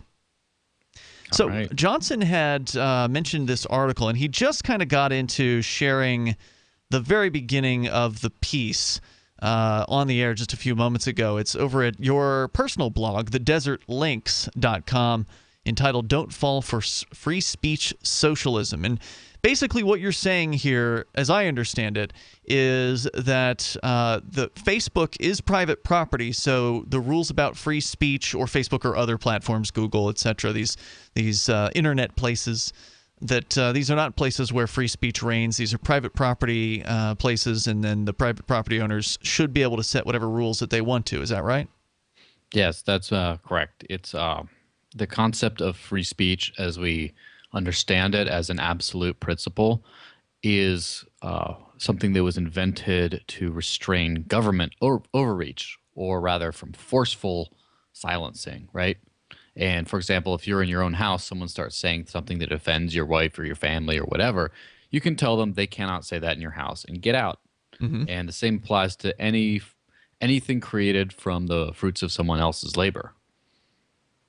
It sure does. So apparently Chris Wade from ThinkPenguin.com, our regular Friday night co-host, Johnson told you about this article earlier today, and you don't agree? I had a few parts where I'm just like, no. Okay, so like I actually agree mostly on the whole privatization. Facebook can kind of do what it wants, what it wants. And the problem I have with the article is that you've got free speech as a legal as a legal thing, but there's also free speech as a non-legal concept. And I think attacking it, or only speaking out as if it's a legal thing, it kind of does disservice to any kind of principled libertarian message. Like, for instance, I don't use Facebook because I don't agree with Facebook's stance on free speech. Now, I don't think that Facebook has any I have any right, or the government has any right, to tell Facebook what they can and cannot allow in terms of which users they're allowed on their service. But I won't use them because they don't respect free speech in a non-legal context. Yes. Well, we have to think about the concept of free speech as you can say whatever you want on public forums that are supposed to let you say whatever you want. That's absolutely valid. The difference is between different kinds of speech platforms, right? So I think anyone should be able to say whatever they want, anytime, anywhere, on their own time, right? They should be able to just, free expression. I strongly believe in that concept of free speech. Now, the difference is where what I call free speech socialism is it's not just you are free to say whatever you want. It's someone else has to provide a platform for your speech even if they disagree with it, right? That's where I have the problem of someone has a radio network, a podcast, a blog or something that now they don't control anymore, that they can't just run it the way they want it, that now that they're forced to use the product of their hard labor to promote messages that they don't even agree with. And that's almost like a little bit of a form of slavery, right? So it's equivalent, in my view, to taxation funding wars that someone might not agree with. Because if you're forced to work hard and provide a platform for things you absolutely don't agree with, it's pretty much the same as being forced to fund a government you find reprehensible. Now, what sparked this article? I mean, were there libertarians who were actually taking, so-called libertarians who were actually taking a position that these private property platforms should be forced somehow to allow all speech? Well, I'll give the very specific trigger for this. It was a fellow by the name of Christoph Atlas. I don't know if you know about him. I do know who that is. Yeah, we've met him at some of the Bitcoin conferences. The guy's brilliant. Yes. It was when he blocked me on Twitter, and that kind of got me thinking about it. Because, obviously he and I agree with a whole lot of cryptocurrency and blockchain-based things. But this is how libertarians are. They agree with each other 97% of the time. They disagree 3% of the time, and they will see you dead because of it. Yeah, and you know what? I thought that was actually kind of funny because like I'm agreeing with him on 97% of this, but the little fact that you're not critical of the platforms, that's what kind of got me up in arms, and I'm just like, you're gonna let this huge mega corporation, basically, trample over everybody's, ability to speak, freely on this platform, and that's just what got me so kind of enraged. It's are you not critical, Joel, or is it just in the article? It wasn't really clear about whether or not you would condemn or not platforms that general platforms anyway. So as far as condemnation is concerned, as far as the actions of a private individual, more specifically a private company, I'm a little bit less, I guess, condemnation happy on that. I mean, I'm very opinionated, but the way I express my opinions is I stop doing business with that business, and I encourage others to do the same, and it's kind of buried right at that point. Yeah, so it sounds like we're actually in agreement on this. It's just the way the article came off. This is why social media sucks, everybody. Yes. Actually, this is very interesting because most of the time, I would expect most of the debates I've had with other libertarians, you get down to this one little tiny aspect of it, and then all of a sudden, you can't agree on it. Yeah, well, that's really the thing. If we all are who we say we are, we should basically agree on everything, and then have just a little bit of wiggle room for like, well, I think this should be applied this way rather than this. But so that was exactly the sort of thing. I'm very much in favor of free speech, and I just watching any of what one call like the leftist media, the fake news, any of that, you can see a very clear bias, not just a bias, but a clear bias towards the left. And of course, I think that's complete nonsense. And so seeing this Christoph Atlas fellow's his tweets and all that. So what was he saying? I'm sorry, that we never got to that part. In very good agreement with almost everything he said, and then he posted one thing that was he posted a list of all the service providers and businesses, et cetera, who had banned the content of or refused to do business with a certain Christopher Cantwell. And he shared that as like look how terrible this is that people are refusing to do business with this person. And did they mention Free Talk Live? Because we fired him first. Well, yeah. Well, you still let him on the show. I mean, to call in, but yeah, well, it's an open phone show, so anybody. Yeah, can call I guess you guys. I mean, all due respect, you guys make an amazing program. Maybe you haven't made it quite yet enough to be included on that list of like heavy hitters in terms of like, billion-dollar industry or whatever. But anyway, this. I just did a simple comment of something. Hold the line, Joel. We'll get to the Twitter drama here in moments. It's exciting stuff. Stand by. The number is 855-450-3733. What did libertarians disagree on this time? Do you want to help build a better financial system for everyone? Join Dash. Dash is Digital Cash, a digital money platform designed to replace cash and help people manage their own wealth. It's fast and easy, fees are low, and transactions are confirmed instantly. Dash is decentralized, run by users who earn rewards for helping run the network and make governance decisions. Dash is set up to succeed where other platforms have failed.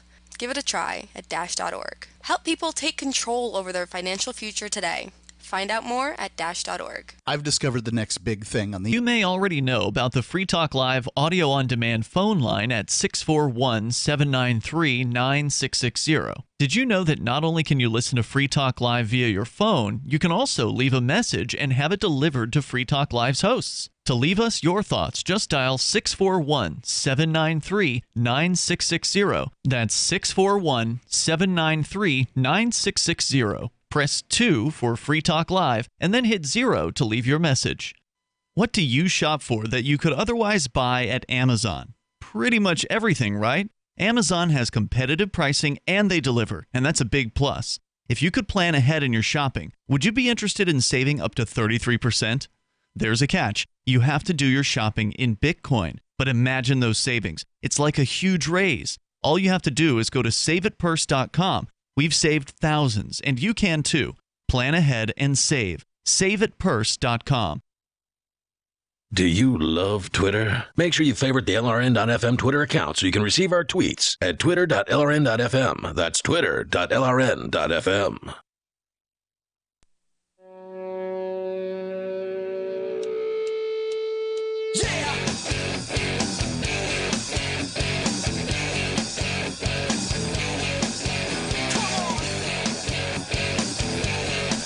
It's Free Talk Live, and you can call in and talk about whatever you want. We're talking about what is freedom of speech exactly here on Free Talk Live, and I think it is important to nail down precisely what you mean when you say free speech, because free speech doesn't always mean you can just say whatever the heck you want.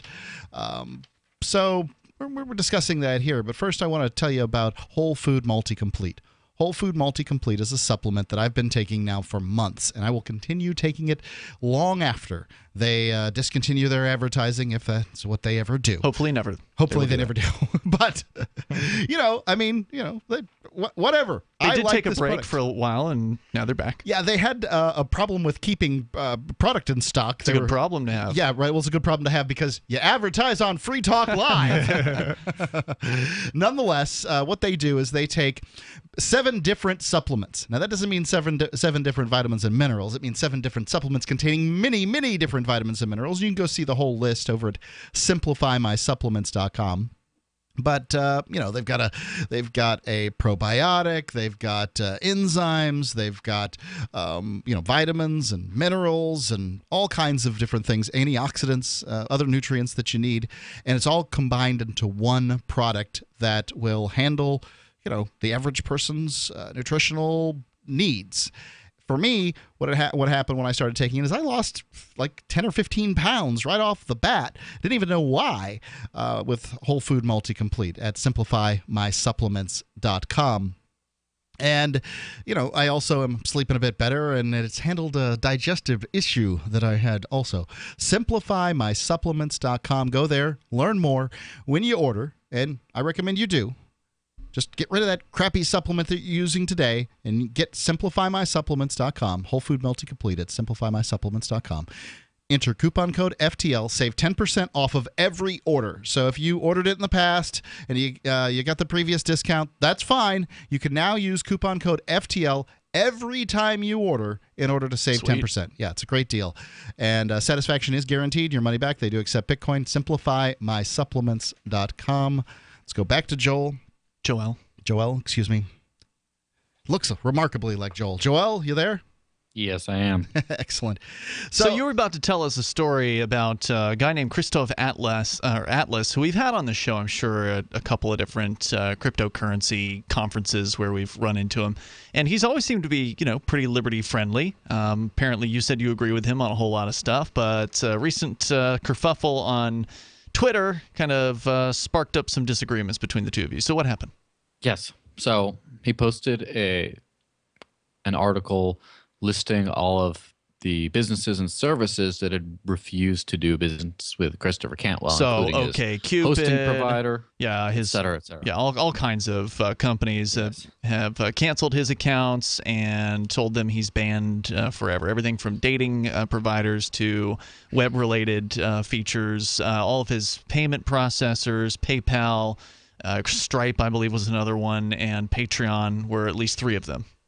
Yes, and so it was at least a dozen total, and I made some comment about that looks like my Christmas shopping list right there, right? Because I highly agreed with their decision to not. I've never gotten along with Mr. Cantwell, as has been well documented, and I rather agreed with their decision to not host that. And within a few seconds, I was blocked, which I think it's funny for a few reasons.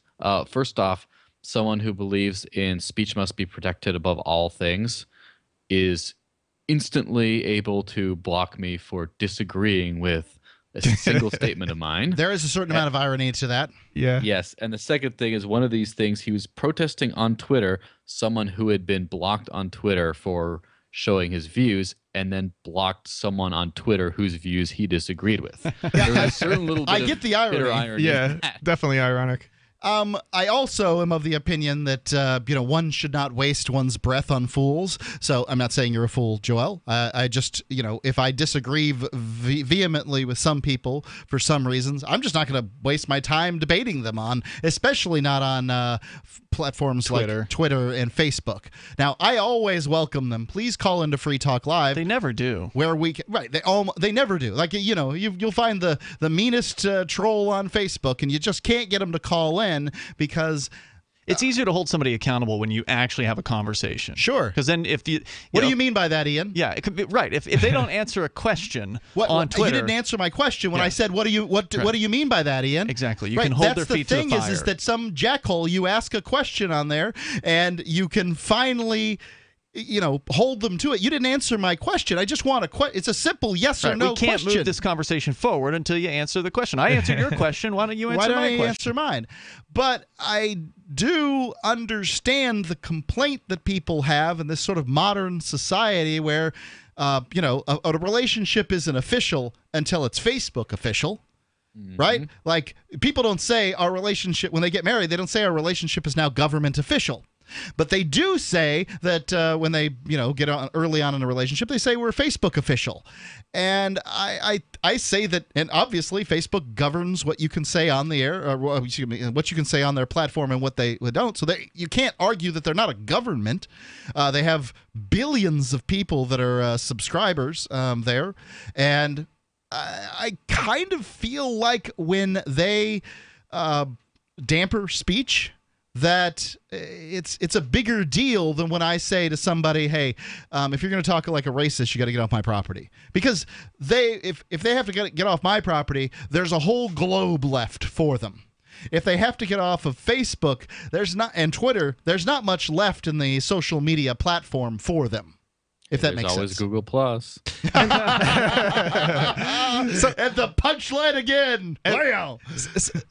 So, Mark, do you think that there should be a law that requires Facebook obligates Facebook? Because this is kind of, you seem to actually be arguing. So you're taking Christoph Atlas's side. Yeah, it sounds like almost, but I'm not sure. I can't argue for Christoph Atlas because I am not Christoph Atlas. Yeah. I could argue for Mark Edge because I am Mark Edge. Do you think Facebook should have banned Chris Cantwell? Whether they should, I don't think they should have. No. I think he should just be able to use their private property to spread hate. Well, I don't know if it's hate or not. He's, Have you read any of his posts? They aren't doing it to the Antifa. Let's assume it is hate, How guys, just for the moment. How do you know that? I haven't heard a single one of them say otherwise. How would you hear about it? I mean, you don't know those people. I saw a video today from the Boston protest where these liberal folks were yelling at somebody who was holding a camera and asking what they felt about free speech. He literally was making no assertions, and they were presuming that he was a Nazi because he was there to talk about free speech. Because free speech has now become a dog whistle for you are a racist, bigot, homophobe, trans hater, whatever the term is. You said earlier tonight that there were 25,000, maybe it was you who said it, 25,000 Antifa people at the protest. That's not correct at all. Antifa brought 25,000 people there. Well, I don't know if Antifa brought those people there. Who brought them there? So according to the guy that we interviewed who was actually there, unlike you, he said that 99% of the people there were very peaceful, kind folks who were there. I don't care about the peaceful, kind folks. They were not part of Antifa. So just be clear on that. I didn't. Well, okay. So a person from Antifa can't be peaceful and kind. So they had 1%. Okay, the Antifa people there. He certainly didn't talk to all of them. No, he didn't. And the people that I saw in the video were the only ones that I'm concerned with. Is Facebook blocking their butts? You wouldn't know. You don't know those people. So if they got blocked, you wouldn't find out about it. Whereas you know who Chris Cantwell is. You know him personally, at least. So you're more There's articles more likely to be aware about all it. kinds of the racists from Charlottesville being banned by being fired from work, and there's all these celebratory articles about those people being fired, and I have yet to see one single article about one person who was on the other side. There's no doubt there's some bias in the media. Go ahead. Why is that? It's a fairly, it's not necessarily a defensible position, but it's a fairly understandable one, which is there's a certain group of people that have made their repulsive points of view and wishes very well known, and they get all the media attention, and the people on the other side, even if they might be equally repulsive, all they're known as they're the anti-Nazis. They're the people who don't like Nazis. A lot of them are wearing masks. Those people must be different. I don't like Nazis either. They must be jolly good fellows. Indeed. And so that gets kind of lost in the narrative because they're anti-Nazi. They somehow, all their skeletons in their closet somehow get swept under the rug. And that's exactly one of these things. You see what is a free speech rally, right? a free speech rally happening. Who doesn't like free speech? Well, apparently thousands and thousands of people have been convinced that free speech is a bad thing. Yep. Exactly because of that, as we said, dog whistle, the racist dog whistle, that free speech is code for something else. And that is exactly what I'm trying to fight against. I'm trying to fight against the redefinition of free speech as give racists a platform everywhere, right? Joel, thanks for the call. I really appreciate your time here. No problem. That's Joel from, what was it, The Desert Links. Have you ever thought about mining Bitcoin? Did the costs, constant equipment upgrades, and maintenance scare you off? Do you want to make Bitcoin every day in the same mining pool that Ian and I do? Pool.bitcoin.com. There's a 100% uptime guarantee. The website's easy to use, and you can calculate what you're going to make right there on the website at pool.bitcoin.com. Help steer Bitcoin towards the liberating currency that Satoshi Nakamoto meant it to be. I'm not just making money at pool.bitcoin.com. I'm doing activism while I sleep. Pool.bitcoin.com. I wish that we would have started the Dynovite right away. It would have been so much easier. Order a 90-day supply of Dynovite for your dog this week. We'll send you a bottle of NomoFlea free. NomoFlea flea spray kills fleas safely with no poison. Because it's a polypeptide protein molecule made from vegetable oil. Try NomoFlea. Free this week at Dynovite.com. Just feed your dog right. Use Dynovite. Dynovite for life. DINOVITE.com. Looking for a great real estate investment? Consider New Hampshire, which is ground zero for the Liberty Movement. Your first call should be to Mark Worden from Porcupine Real Estate. He's more than just a real estate agent. He's your New Hampshire concierge. Where are the best places to live? Do you want farm, city, the burbs, or forest? Do you want a duplex or multifamily building so that renters pay your mortgage? There are homes in all price ranges in New Hampshire, and Mark can help with financing too. Invest in Liberty and property. Mark Worden can help. PorcupineRealEstate.com. There are lots of ways to listen to Free Talk Live. Our podcast has been around since podcasts began, and now the FTL feed is loaded with content besides our full show archives. Did you know that we make it easy for you to customize your podcast subscriptions? We have different feeds, one that includes only our full shows, one with just the Daily Digest, and one with just the Edgington Post. You decide what you listen to. It's quick and easy to customize your feeds at feeds.freetalklive.com. That's feeds.freetalklive.com. You're listening to the live edition of Free Talk Live. Hour number 3 is next after the news here on the Liberty Radio Network at LRN.FM. From Keene in the Shire, the Liberty Media capital of the world, this is Daryl W. Perry, host of FPP Radio News for Tuesday, August 22nd, 2017. Silver is trading at $17.02 per ounce. Gold is valued at $1,286 per ounce. Bitcoin is trading at 6 cents, and the average price of Bitcoin is $3,927.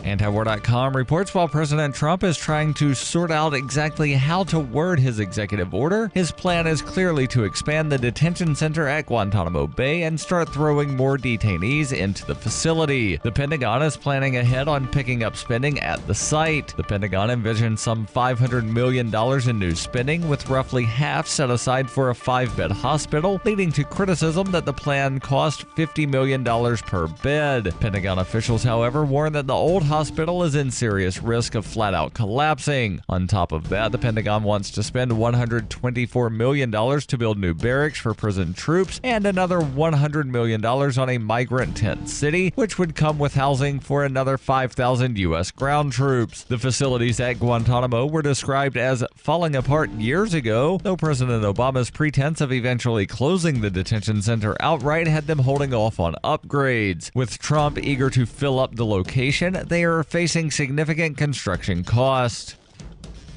For over 40 years, Roberts & Roberts Brokerage has been a trusted source for buying and selling precious metals. Gold, silver, platinum, and palladium. They don't feed the banks. They're Bitcoin preferred and have removed the minimum purchase amount for all orders paid in the digital currency. Call Roberts & Roberts Brokerage today for knowledgeable advice on buying and selling precious metals and a forward-thinking approach to new technologies. 800-874-9760 or visit online at rrbi.co. UPI reports a jury in Los Angeles on Monday awarded $417 million to a 62-year-old woman who blames the company's talc powder for her ovarian cancer. Johnson & Johnson had lost 4 smaller jury verdicts in St. Louis for a total of $300 million, including $110 million to a 62-year-old Virginia woman in May, and it faces 5,500 claims in U.S. courts. The jury in the Los Angeles Superior Court determined the world's largest healthcare company failed to warn Eva Echevarria and other women about the dangers of the powder. Studies have linked its baby powder and shower-to-shower talc products to cancer. Echevarria, who started using the powder product when she was 11 years old, was diagnosed with ovarian cancer in 2007. A surgeon removed a softball-sized tumor. She said in a video deposition she stopped using the powder in 2016 when she saw a news story about a woman with ovarian cancer who had also used the product. Jurors, after 2 days of deliberation, awarded Echevarria $70 million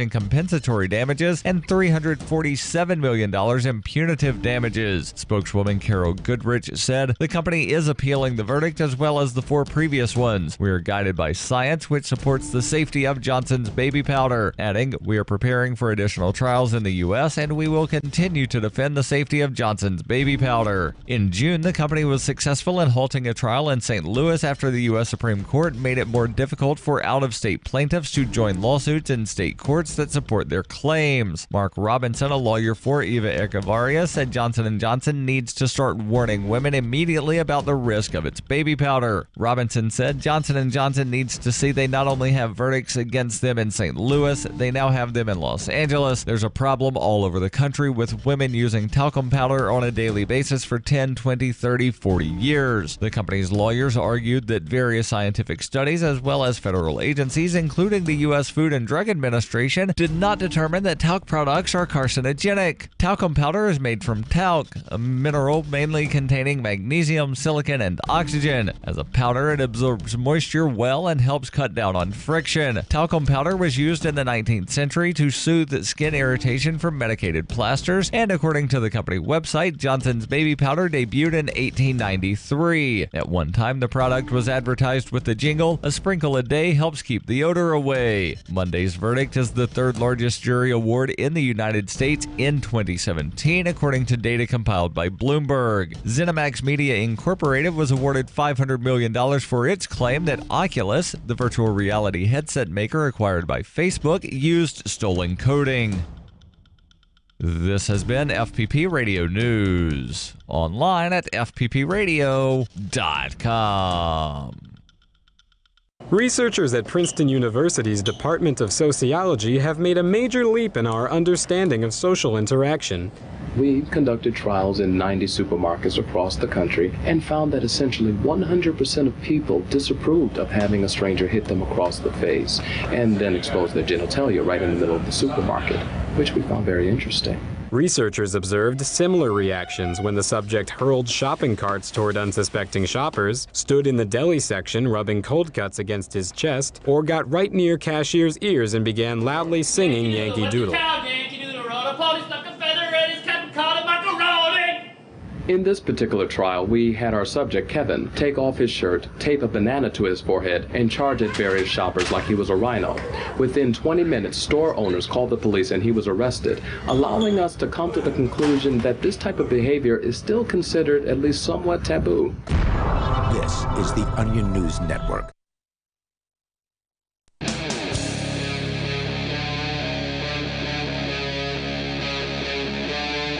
Free Talk Live.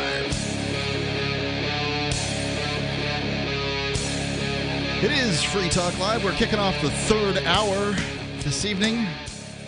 This live Tuesday edition. It's Mark with you. And Ian. And Johnson is back. That's right. So I'm sitting in the main chair because Ian is, I don't know. Because you were there first. Lazy and kind of not good for much. And I abdicated my chair a little bit ago because I just thought that would be better than reading an article. Yeah, it's a disaster here on Free Talk Live, but you can call in. Oh, please. What's a disaster? That's not a disaster at all. It's fantastic. I'm sure the listeners absolutely appreciated hearing the two viewpoints from an author of an article rather than just hearing me stupidly read an article in my boring voice. 855-450-3733 or username LRN.FM. So there was on a Skype. question that you were asked, Mark. We're gonna have to get back to that. I know we got a caller waiting, but Chris Wade from ThinkPenguin.com had asked you about this whole Facebook, banning Chris Cantwell, Twitter, all these other sites, OkCupid.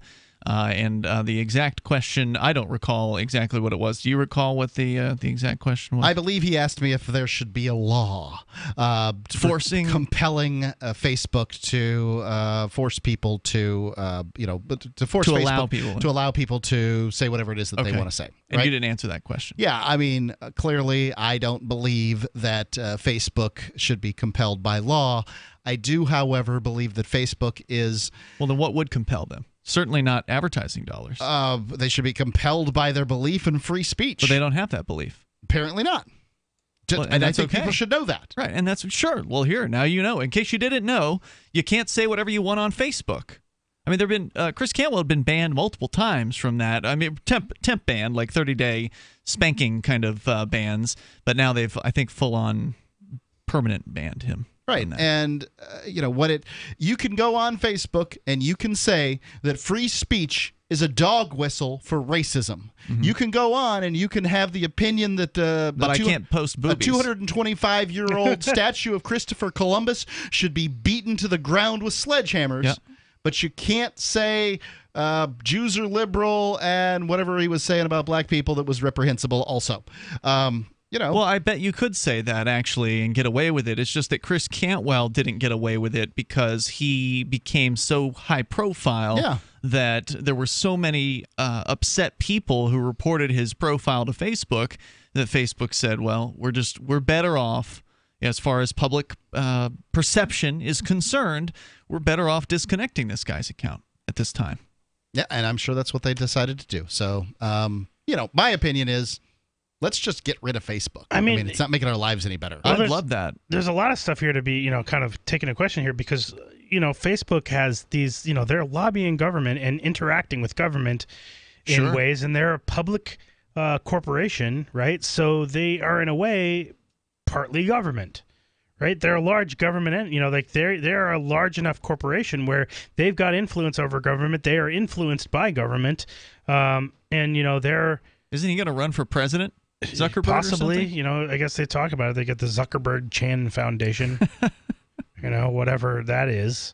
Yeah, but I mean, just because it's a public company, that just means you can buy shares in it. So, I mean, you're not a shareholder. Well, not when somebody's like, lobbying, whatever, and what. Well, most of these big fair companies. Disclosure, I am not a shareholder of Facebook. Me neither. When these companies get so large, of course they lobby the government because then they are likely to be targeted by government. So, it's sort of in their best interest to play on the offense, so to speak, to go in there and, pal around with these politicians, buy them fancy dinners or whatever, so they hopefully leave you alone or crush your competition. Now, I don't know what it is that Facebook is lobbying for or against, but regardless, it's not unusual for a company once they get big to also try to start swinging some influence in Washington, D.C. And that may simply be out of the belief that they need to defend themselves there. I don't know what Facebook has been doing. Let's go to Mark in Utah calling in about the eclipse. Mark, you're on Free Talk Live. It's over. Well, I'm sure he's not calling in to tell us about it. Go ahead. Oh, yeah. So anyway, I am actually calling to tell you about it. I went to go see the eclipse in its totality. I drove up to Wyoming to go see it, and awesome. I got to tell you, it was a once in a lifetime opportunity and a once in a lifetime experience.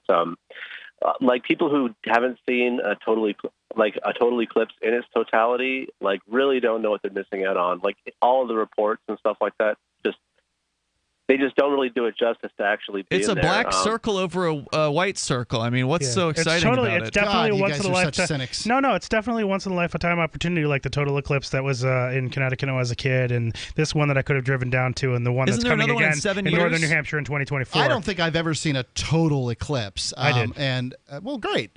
The eclipse that happened in like the 90s was an annular eclipse, which was not a total eclipse. No, this was when I was much younger. It was probably like 80s or 70s.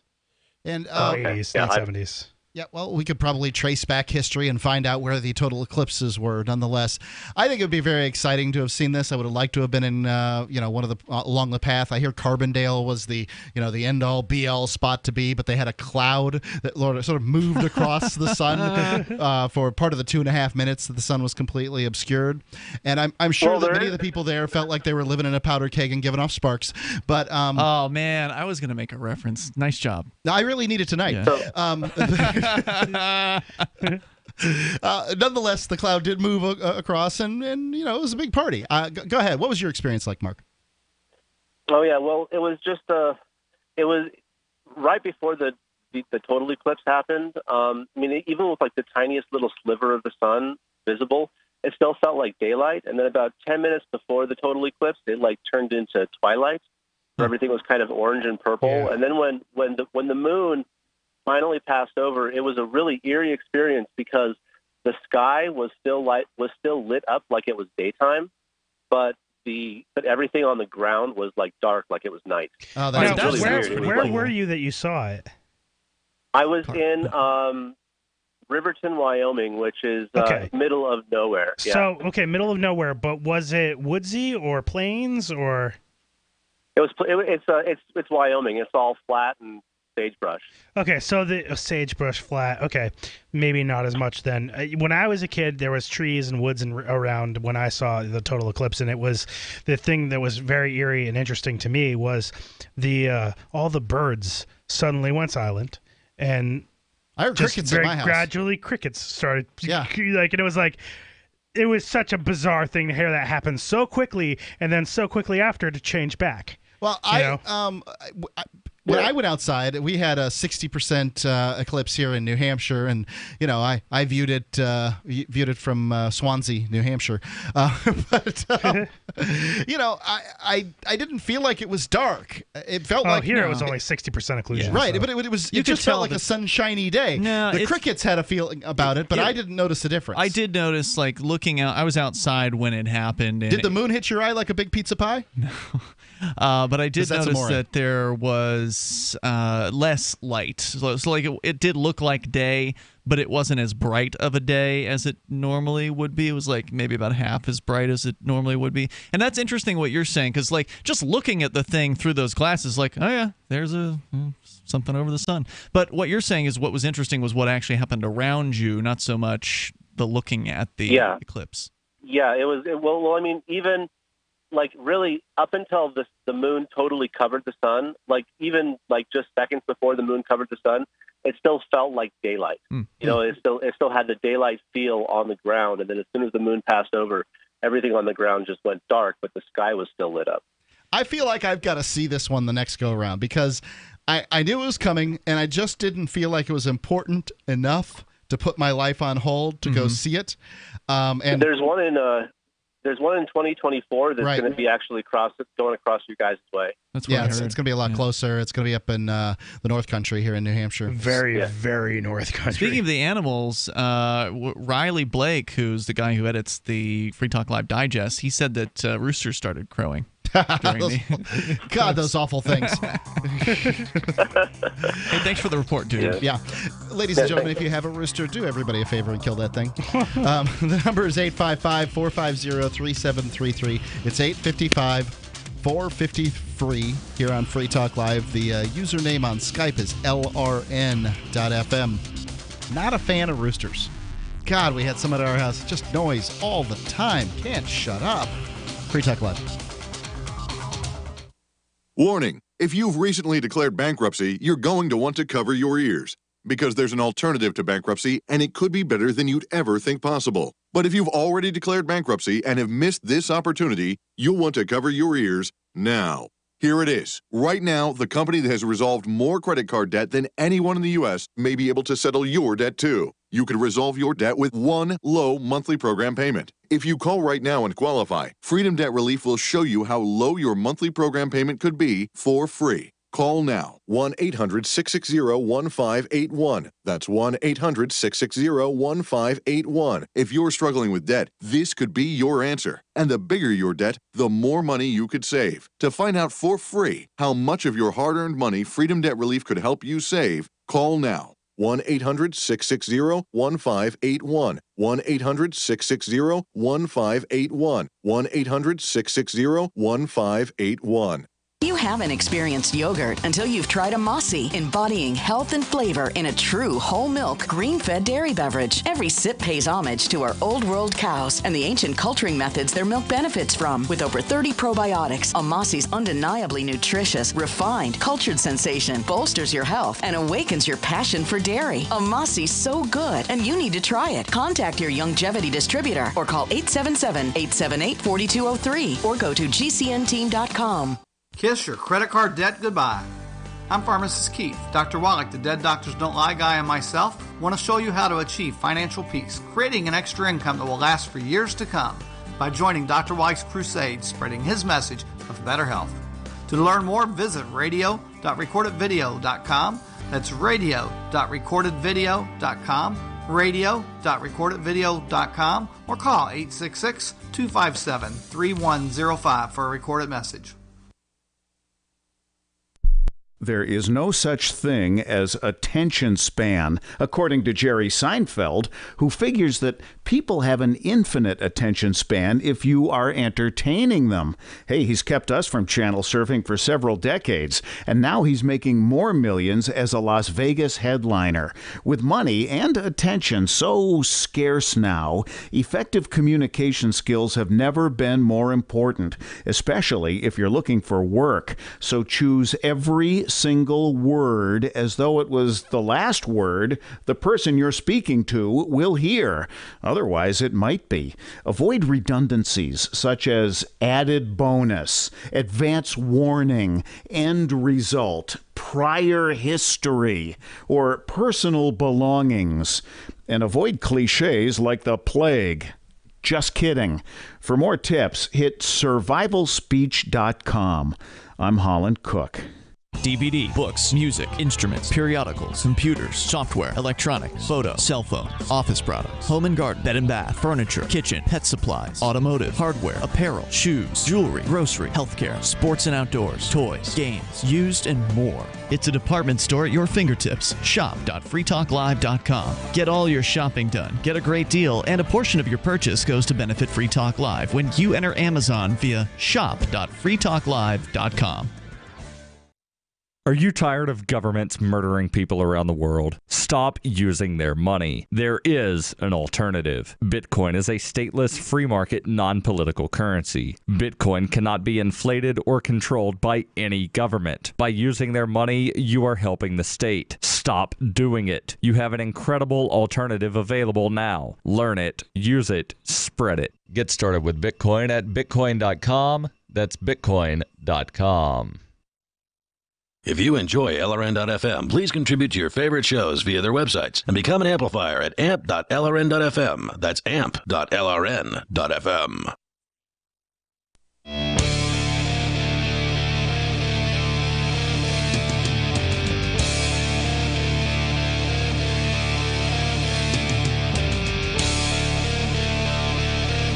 It's Free Talk Live. You can call in and talk about whatever's on your mind. This live Tuesday edition. We've been kind of all over the map this evening, but it all has to do with sort of freedom of speech and statues, and I think that's kind of a freedom of speech thing too. So the next article here is from thedailycaller.com. Do we want to talk about that or the Bitcoin pool first? I'm just going to tease it. Okay. It says most black Americans don't want Confederate statues removed. Really? There's all your right. tease. Bitcoin.com. That's where you can go to learn more about Bitcoin, the amazing decentralized cryptocurrency that has taken the world by storm. And you can learn the basics, or you can get involved in the mining pool that they have at pool.bitcoin.com. So you've heard about Bitcoin mining, but it's probably a little overwhelming. Unless you're like an ultra techie, you're probably not going to be able to figure out how to do Bitcoin mining on your own. Luckily, pool.bitcoin.com exists, and they make it easy for you to get into Bitcoin mining. They've got a 100% uptime guarantee. You don't have to worry about the costs, the constant equipment upgrades, the ongoing maintenance, the hassles. You just put in some Bitcoin as an investment, and then hopefully you'll get it back and then some. That's the idea, at least, but you never know what's going to happen. So there's a handy calculator that should give you an idea based on what you put in, what you might get out of it. Just go to pool.bitcoin.com to learn more and get started there. And also, if you're interested in mining Bitcoin Cash, which is now more profitable to mine than original Bitcoin, I think by like 60-something% as of today, so the high 60s%. So it's a much more profitable to mine Bitcoin Cash. You can choose which contract you want, and you can change. If you change your mind later, you can go in. It takes like a day though, so you probably should make your mind up front if you can. But go to pool.bitcoin.com and you decide which Bitcoin to mine. Yep. I am also a miner there at bitcoin.com. And which are you on right now? What do you mean? Which Bitcoin? I'm on regular Bitcoin, but I intend to change it. I just didn't get it done today because things sort of piled up on me. Okay. So if it's easier and it's working better to mine, Bitcoin Cash, then why would I stick around with Bitcoin? Bitcoin Cash is finding blocks like once a minute. That is horrifying. You're supposed to be finding it every 10 minutes. I know. Scary. Yeah, I mean, it's going to have to slow down at some point. And one of the things I don't know is why they haven't slowed down already, because it was supposed to happen at I thought that the difficulty adjustment was supposed to happen at the first or every 2016. So 2016 blocks, there's supposed to be a regular difficulty adjustment in the Bitcoin protocol, and they are way past the 2016th block at this point. They're over 3,000 blocks now. They've been going crazy with multiple blocks every 10 minutes. So they have caught up, by the way. So today was the day. This is kind of a historic day, I think. Right. Because Bitcoin Cash, which was the fork of the original Bitcoin that we talked a lot about earlier this month without rehashing what happened, Bitcoin basically split into two. There are now two competing Bitcoins. And the original Bitcoin was mining faster for a long time, meaning that they had blocks coming out every 10 minutes as they are supposed to on Bitcoin. But the Bitcoin Cash was really slow in the beginning. Mark, you mentioned it took like a day plus to have a Bitcoin Cash transaction confirmed in the very early days. And then their difficulty started going down due to these emergency difficulty adjustments on Bitcoin Cash. And they've gone down so much, and so many people are now into it that blocks are being found left and right. So what I don't understand is why the regular block adjustment or the difficulty adjustment at 2016 blocks doesn't seem to have taken effect yet, because it's supposed to slow it down to once every 10 minutes when that 2016 block thing hits. So maybe there's like a delay or something. I don't know. I want to know why regular Bitcoin transaction fees are back up high again. They're back. Oh, yeah. Did somebody turn on the spam bots? I don't know. Exactly what's going on there. I've got a transaction which I put like $1 or something worth of, Bitcoin as far as the miner fee on. Oh, that's too low. And apparently it's too low. It's just sitting out there. The median right now is $4. It's been sitting out for a fee? For Bitcoin fees. Yeah, they're right back to where they were back in May. So if I wanted to buy a $1 soda, it would be a $4 fee? Is that the median fee is $4, so it would depend. I mean, it might be a little lower, like it might be a little higher, right? Right. Median is 50% high. 50% of transactions have a higher fee. 50% have a lower fee than that. I don't know what the average is. Okay, at so the moment. it depends on what the median transaction size is, which is It's like about 226 bytes. Whoever's driving up these transaction fees, could you pull them back for a couple of days so that my transaction can go through? It's been sitting out there for like a day. Ian, what's going to happen to it if it doesn't go through? It's probably going to go through at some point, but it could fail and then bounce back. How long to does it take to fail? I don't know. I've never had that happen. Okay. I've had it happen in the past, but it's been a long time, and it only took like 48 hours or so. I think that's what it is. It's like I think it might be like 72 hours total or something. So this is a big week for Bitcoin. Not only do you have Bitcoin Cash mining now more blocks, so their chain is now the longest chain. So that's one of the big questions was, which of these Bitcoin blockchains, the blockchain is the ledger that's behind the scenes, the public ledger that is essentially all of the Bitcoin transactions that has ever happened. Supposedly the longest chain is the real Bitcoin, right?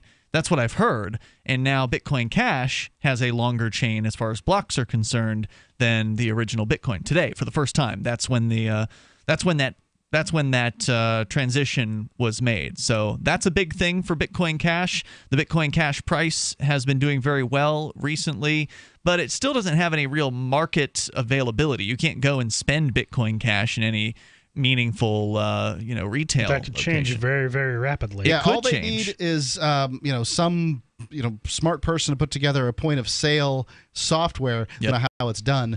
I have got some ideas, but nonetheless, somebody puts it together that handles all these different coins, and then the crown jewel that is Bitcoin becomes far less relevant. So also there was a big announcement, I think, within the last 24 hours or so, blockchain.info. A lot of people who've been around Bitcoin for a long time know blockchain.info. They were one of the original Bitcoin wallets where you could go online and get access to a wallet, but it was also like encrypted to where blockchain doesn't have access to it. In fact, the guy who used to live here, Mandrick, who actually cooked dinner at your move-in party a long time ago, he works for these guys, blockchain.info. And they announced recently that they were adding Ether, which is the second most popular cryptocurrency, to their platform. For blockchain.info to expand past just Bitcoin was a huge announcement. But just recently, like within the last 24 hours or so, they've also announced Bitcoin Cash. And so they've implemented Ether. You can go into your blockchain.info account, and there's now an Ether option. And they say within the next, I think it's 8 weeks, they're planning to add Bitcoin Cash to blockchain.info. And so the fact that blockchain.info is embracing Bitcoin Cash is, in my opinion, a big deal. I believe Purse is as well, aren't they? I know Purse was going to give customers access to that. I'm not sure if there was a permanent access thing or what. I don't know all the details about that. Cool. But I'm not going to have to do anything with the majority of my Bitcoin. Right. So anyway, Bitcoin Cash, it's very interesting to watch this, especially as the upcoming second fork is on the horizon. This tells me something, by the way, because I figured if I just sat and waited it out, that I would the Bitcoin Cash thing would figure it out. It would just be figured out. And it will be figured out. There's no doubt about that. There's money in it. That's why. No, I mean, in terms with like not having to do much, and it would make its way to me. Yeah, it's true. And the people who sold right away, they're hurting a little bit. Like you. It stings. The number is 855-450-3733. Free Talk Live. Ralph, remember when you said you were going to start paying more attention to your health and now you're eating potato chips? Just a few. A few, okay, but you should be eating Super Berry's Aronia berries. Aronia what? Aronia berries from superberries.com. They're known for having one of the highest levels of antioxidants that helps with overall wellness. Go to superberries.com/radio. And right now we get a free smoothie recipe book with our order. Plus we can save $4 at checkout. Wow, look at all the benefits of these berries. I know, Ralph, I know. Choose health. Eat purple. Superberries.com.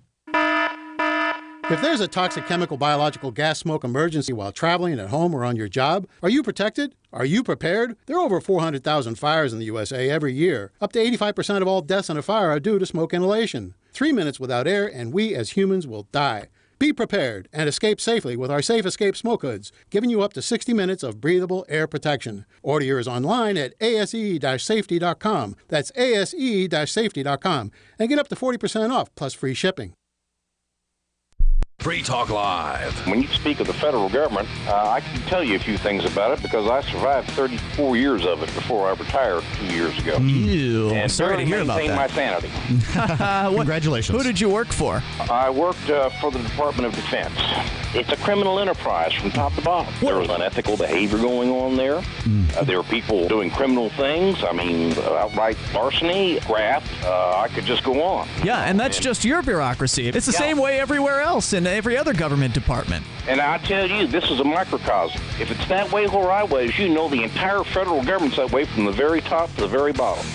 When we talk to former police officers, they've told us that usually I did that too for 7 years out there. They've told us that in their experience, usually the worst rise up through the ranks. Would you say that's accurate from your experience? Absolutely. Free Talk Live, 7 nights a week from 7 to 10 Eastern, live on the Liberty Radio Network at LRN.FM.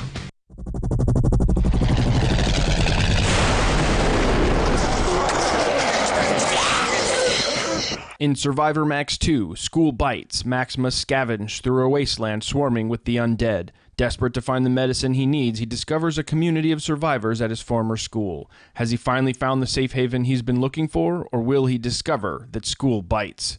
Look for Survivor Max on Facebook, read reviews on Amazon, and read Chapter 1 at survivormax.com. The 3 most important things you can do for Free Talk Live are: 1, share 1 episode a week on Facebook or in some other social networking site. 2, buy the things you buy online through shop.freetalklive.com. 3, give $5 a month to the AMP program. It's my firm belief that Free Talk Live's AMP program is the best use of your charitable dollar among liberty-oriented organizations. Support all the organizations you love, but make sure you give $5 a month to AMP at amp.freetalklive.com.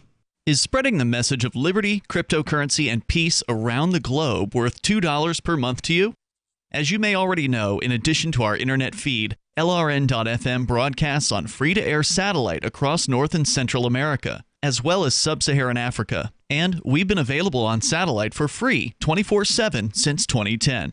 The LRN.FM free-to-air satellite signal is reaching some of the most oppressive regimes in the world, and there's no doubt our ideas are making an impact. You can learn more about the channel's impact by watching the 3-minute video at fund.lrn.fm. If you'd like to help free minds globally with our ideas of liberty, cryptocurrency, and peace, you can donate as little as $2 per month via fund.lrn.fm.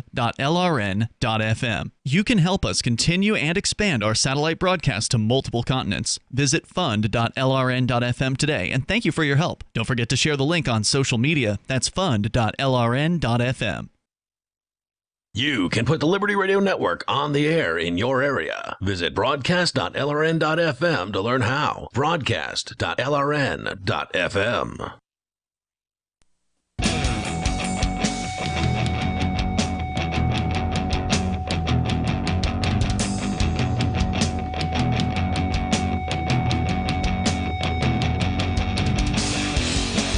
Free Talk Live. The number for you to call in and comment about, well, anything you'd like or whatever we've been talking about this evening. Here, free speech, tearing down statues. It's 855-450-3733. It's Mark with you. And Ian. Van Johnson.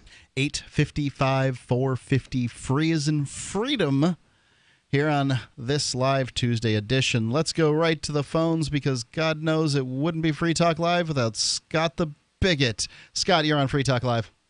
Good evening, Ian, Mark, and Johnson. How are you? Good evening. You don't care. Go ahead. Anyway, President Trump's speech. I'm very happy about it. I'll tell you why. Because America's going. I'm not familiar with the speech. Do you have a couple of highlights? Yeah, I don't watch. Yeah, he wants to commit American troops to Afghanistan. Oh God! Oh no! And it's the worst blunder he could ever make. It's going to be the undoing of America. It'll be a graveyard for more American soldiers. Yeah, he's right about this. And it's going to be trillions of dollars lost. It's unwinnable. But I want to let you know something. The only winners in there is one thing, and that's the Zionists in Israel. They have always wanted an American presence in the Middle East. They dream of it morning, noon, and night, and now they have it. So does that mean that your boy Trump is just a tool of the Zionist... Well, Trump disowned bigots. President Trump is merely a tool of the Jews, just like every American president has been a tool of the Jews.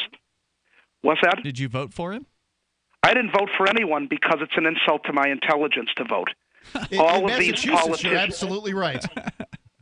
Politicians are scum. Yeah, there's no other word to describe them. Just like police are scum. Firefighters, I give an exception to. They put out fires. And these poor Looks like souls. You're safe, Mark. Thanks. You're not part of the Jewish conspiracy. These poor boys, these hicks from the sticks, they come from some two-bit town in Kentucky or Tennessee, whatever. They're as dumb as molasses. They do whatever the government tells them to do. I'm from But Bradenton. America's not worth fighting for. It's not worth dying for.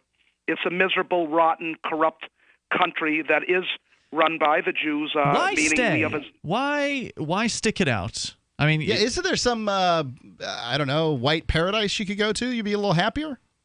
Yes, there is. Someday I'm going to go to Switzerland, and I mean that. Okay. It's white, it's prosperous, it's Christian, and it gets away from blacks and Jews and Hispanics. They're all going to miss you. So, what about Iceland? No, not that's a little isolated.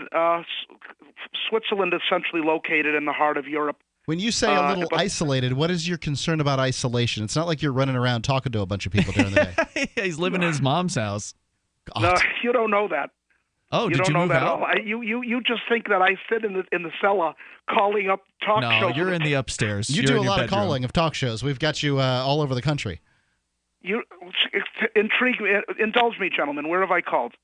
I've heard you on Stephanie Miller myself, and I'd have to go to Heather heard you on some show out in the Boston area recently. I don't know what. that Liberty show that's off of is it RKO? I don't know. Yeah. That's the only talk station left out there. So yeah, probably. I will go wherever I can spread the message. I have a mission, gentlemen. You failed at your mission because I think I've heard him on Laura Ingraham and Howie Carr. Is that right? Yeah, I think so. Have you called those shows? Are we right about? Are yes, we right I so have. far? Yeah, okay. Yes, What are I we have. missing? What are we missing, Scott? Who else is on your list? Who else has kicked you off the air, Scott? Mark Levin. Yes, Mark Levin said he wanted to. He says if I could put my hands through the telephone lines, I would strangle you, you anti-Semitic scum. That's what he said to me. That's so good. Thanks for the call. I don't think violence is the answer, but I do understand the frustrations with that with Scott. I mean, he is a hateful, angry man, and I feel sorry for Switzerland or Sweden or wherever it was he said he was going to go. Yeah, someplace. Let's go to Riley calling in here on Skype. Riley, you're on Free Talk Live. Hey guys, you were talking about Bitcoin earlier, and I want to make a comment about the accessibility of Bitcoin wallets. And sadly, there are not a lot of Bitcoin wallets that are accessible for the blind. And I'm wondering how we can go about fixing this.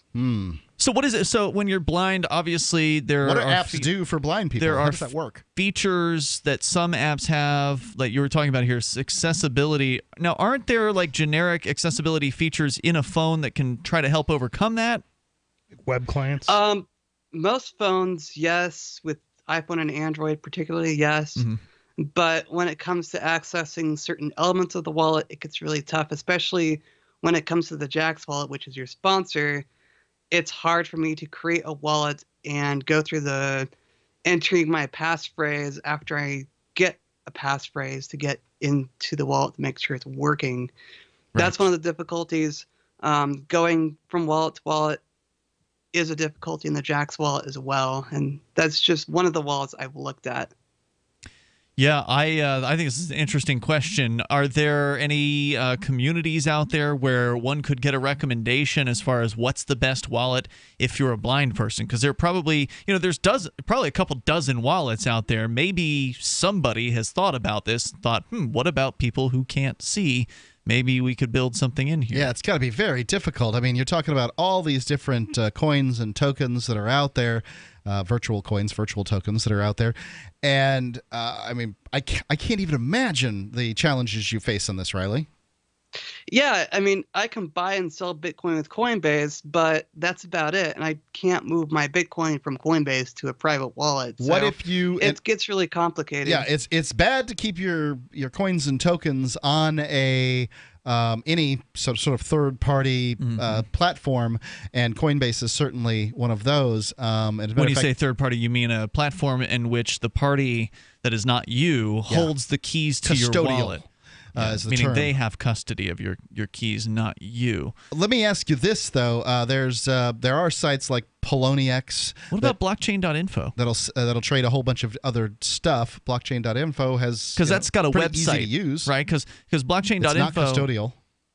That's correct. You keep your own keys with blockchain, even though they have a website that you can log into. So and they just added Ether, and they're going to be adding Bitcoin Cash. Blockchain.info. 8 weeks. So they have an app and they have a site, which means that if the app isn't the best as far as like accessibility is concerned, at the very least you could use a screen reader on their regular website, right? I should be able to. I'll have to look at the website and get back to you on that. Yeah, check that out. They've been around forever. They've always had a really good system. I've always really liked blockchain. You used to hate their app. .info. Their app used to be broken as F. I mean, it was so messed up like 3-4 years ago, but they fixed it. Their app's been working great. The fees have been very good on their app, as we reported recently, and now they're adding Bitcoin Cash, which is pretty awesome. I mean, they may have, at this rate, they may even beat Jax to adding the Bitcoin Cash. They certainly are not doing that quickly, and I think that's to their detriment. Yeah, there's a lot of wallets that are rushing to get that done. So, Riley, I'm interested in how this turns out for you. Thanks for the call. You're welcome. 855-450-3733. Before you go on there, it's got to be tough to be blind and dealing with money. I mean, the classic situation with Johnson, you're just going to let that ride by? It's got to be tough to be blind. Dealing he with just money makes the most obvious statement around. Yeah. Dealing with money was the rest of the statement because you have to trust people are being honest with you. In some countries, they have bills that are different sizes, and the idea there is that a blind person could tell based on the relative size of the bill what bills are being handed back. But if you're a blind person and you're in the United States at any cash register, you got to trust that cashier's being honest with you, that they're handing back the correct change because you have no way of knowing. Hold on. So what you do is you carry $5 bills in one pocket. Yeah. And $1 bills in another pocket, and every coin feels different. So both a nickel and a penny are smooth on the side, but you could tell the difference in size, right? Yeah. And not that coins make much of a difference at this point. They're worth less than so because you're paying with fives and ones, you're never going to get anything less than ones back? Right. So you could never, if you're paying with fives, the total, blind Mr. Freeman, is $22.75. All right. So there's a workaround. Okay, well, five bills. Here's $25. I get back $2.25. All right, there you go. You've got a solution to that problem. Yeah, I'm glad that I was able to work that out for you. The number 855, because being blind, it's got to be tough. 855-450-3733. Free Talk Live.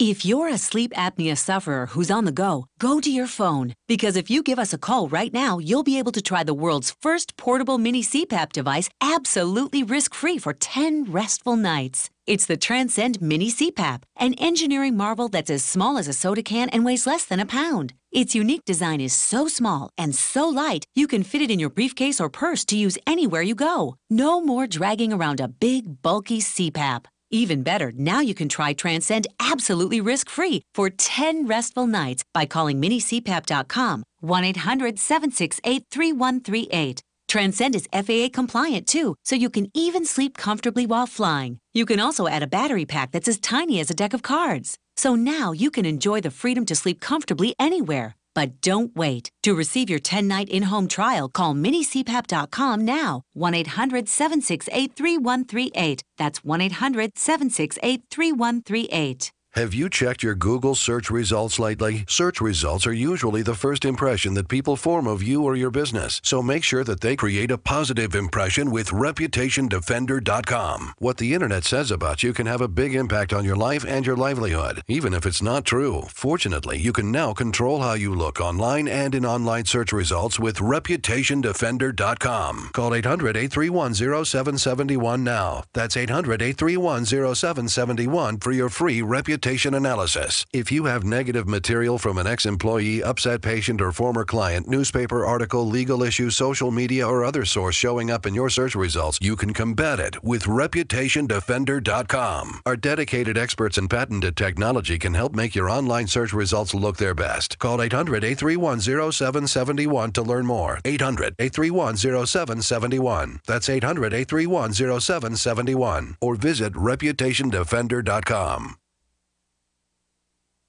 I've been told no in many different ways. I give you an order and you're going to obey it. George, you can go this way. You can't do that and you have to leave here. You cannot bring signs into the rally. Walk with me. Well, I'm comfortable here, actually. Whoa, hey. Who do you think you are? Excuse me. There is no video and audio allowed in this office. No, I have work today. You ain't gonna make it. Wait a minute. Hey! Oh my God! Unbelievable! Why are you running from me? Because you're scared me. What am I being detained for? You're being served. What is this? You're being served. What is this? Bureaucrats have a funny way of telling people no. That's the sound of the men working on the chain. Derek J's Victimless Crime Spree. Watch it for free and order the Director's Cut DVD at victimlesscrimespree.com.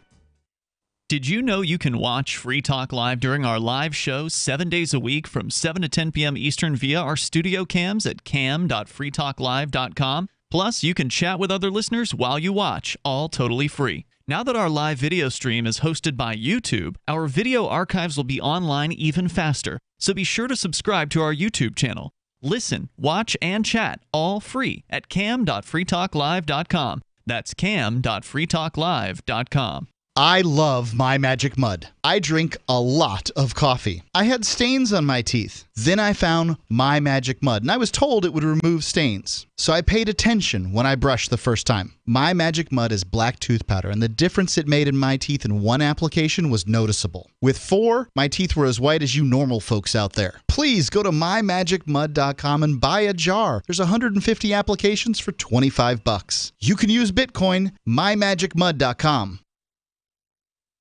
You can connect with the Liberty Radio Network via our Facebook page at facebook.lrn.fm. That's facebook.lrn.fm.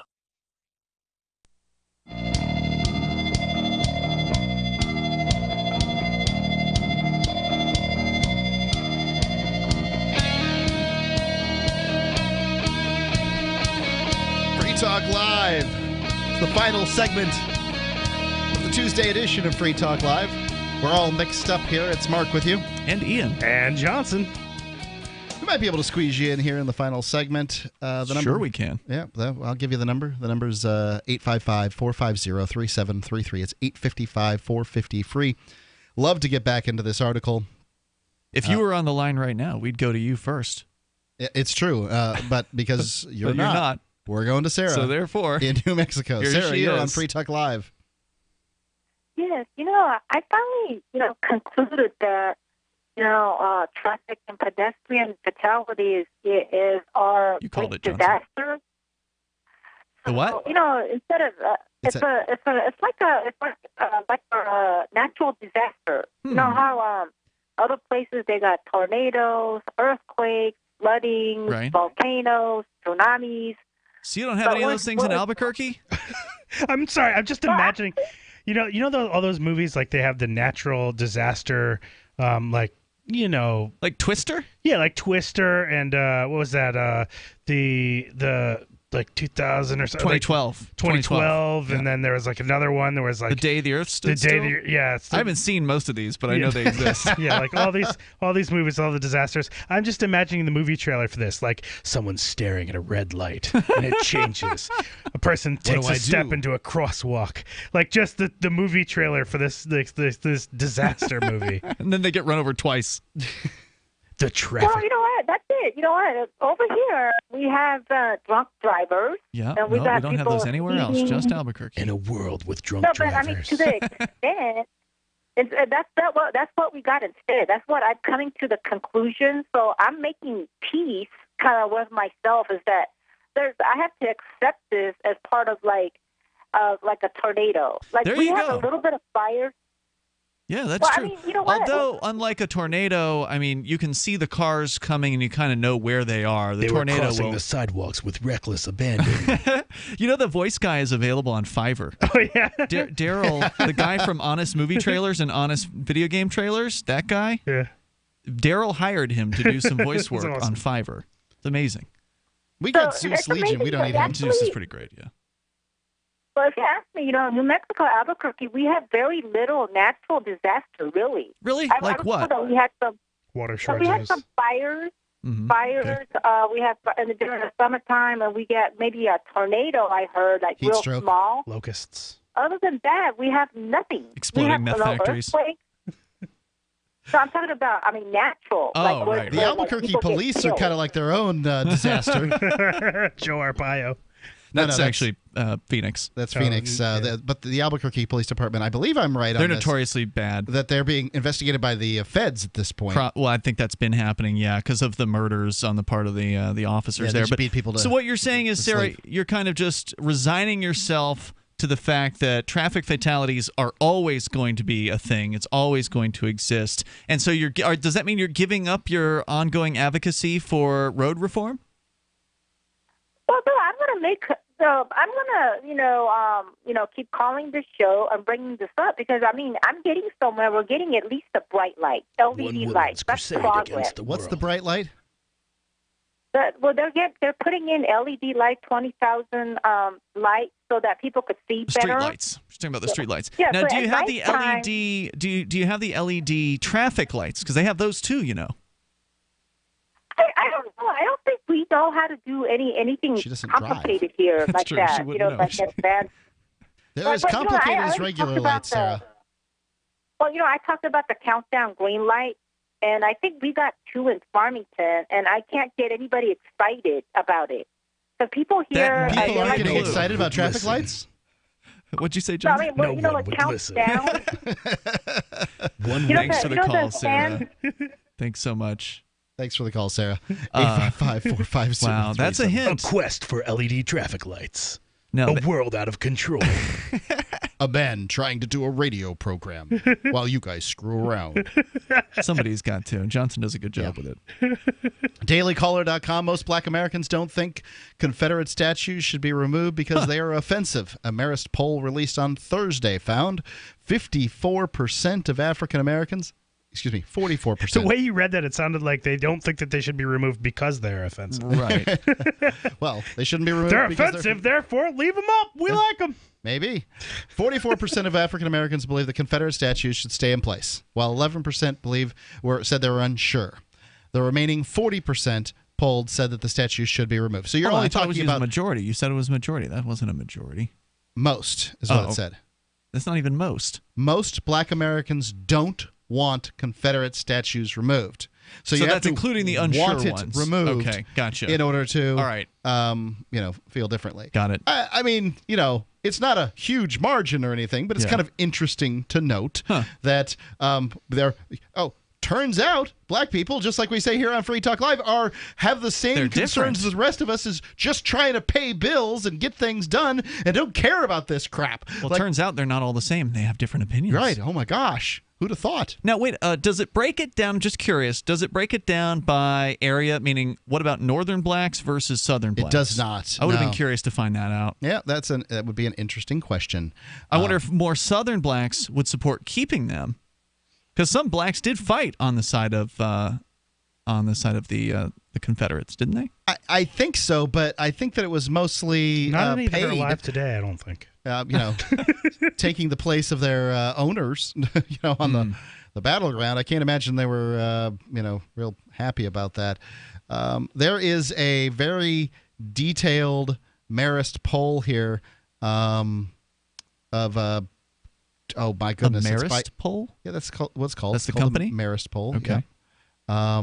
But it is broken out by region, but I can't tell you for sure what it is. So adults by region, I can tell you that. I can tell you. Well, don't tell me what you can tell me. Tell me something. Well, I wasn't ready to answer these questions. Right. It's I'm fine. terribly sorry. So let me go on here. From region Northeast, 18% say national adults. I can't read this thing, That's Ian. okay. I'm terribly sorry. Mark can't read. He doesn't know what he's talking about.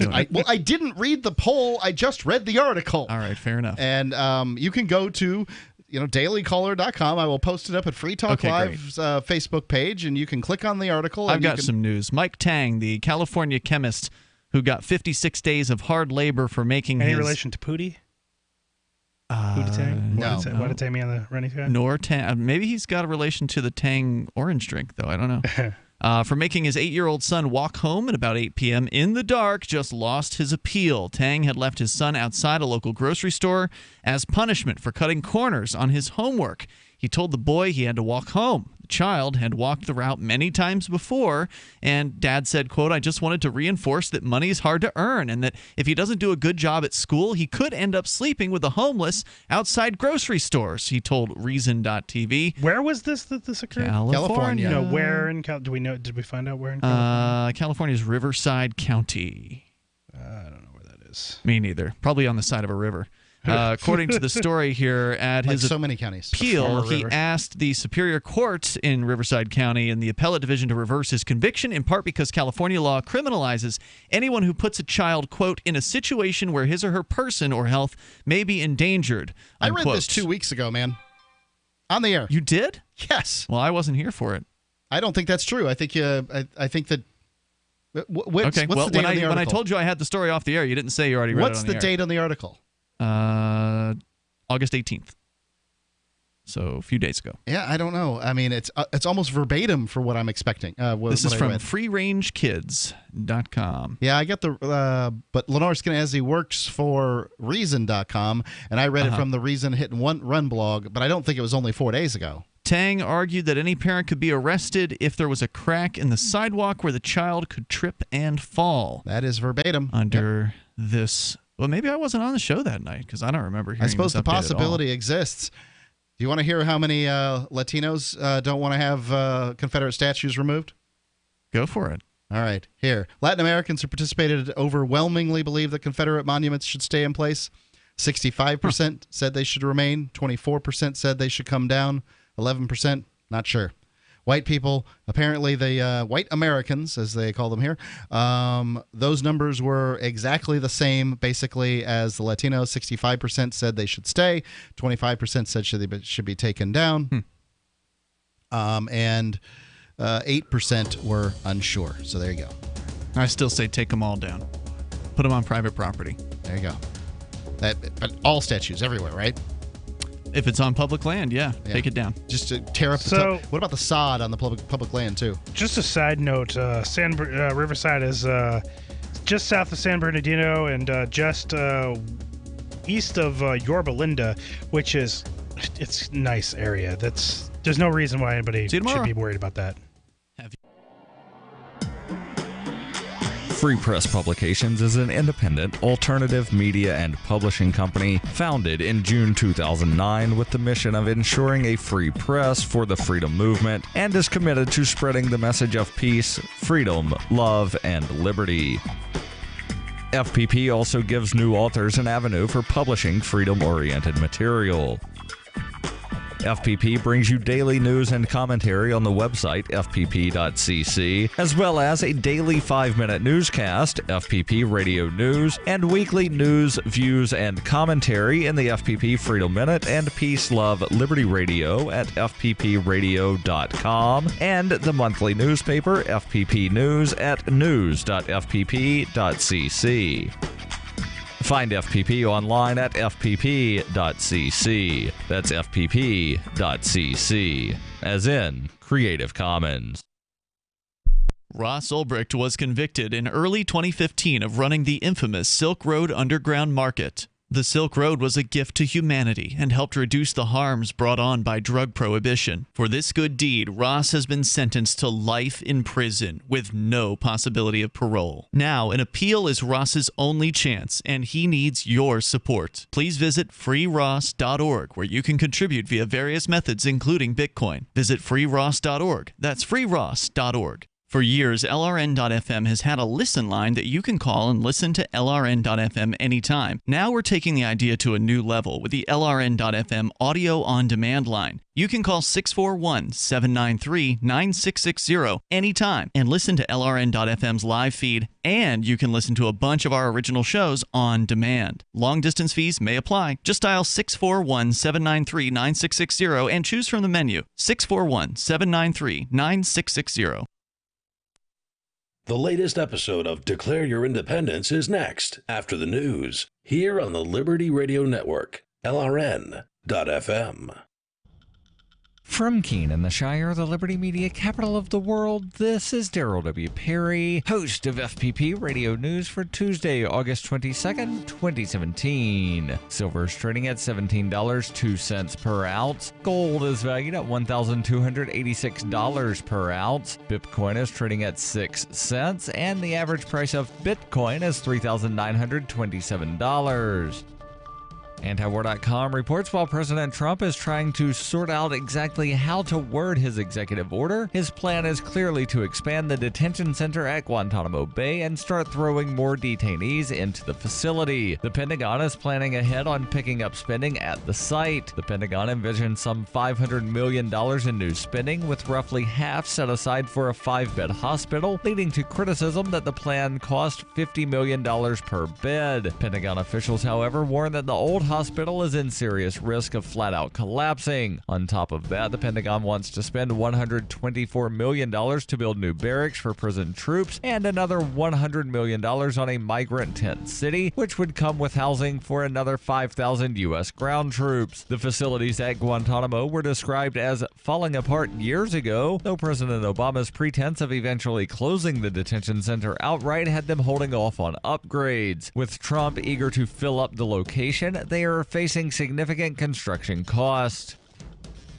For over 40 years, Roberts & Roberts Brokerage has been a trusted source for buying and selling precious metals. Gold, silver, platinum, and palladium. They don't feed the banks. They're Bitcoin preferred and have removed the minimum purchase amount for all orders paid in the digital currency. Call Roberts & Roberts Brokerage today for knowledgeable advice on buying and selling precious metals and a forward-thinking approach to new technologies. 800-874-9760 or visit online at rrbi.co.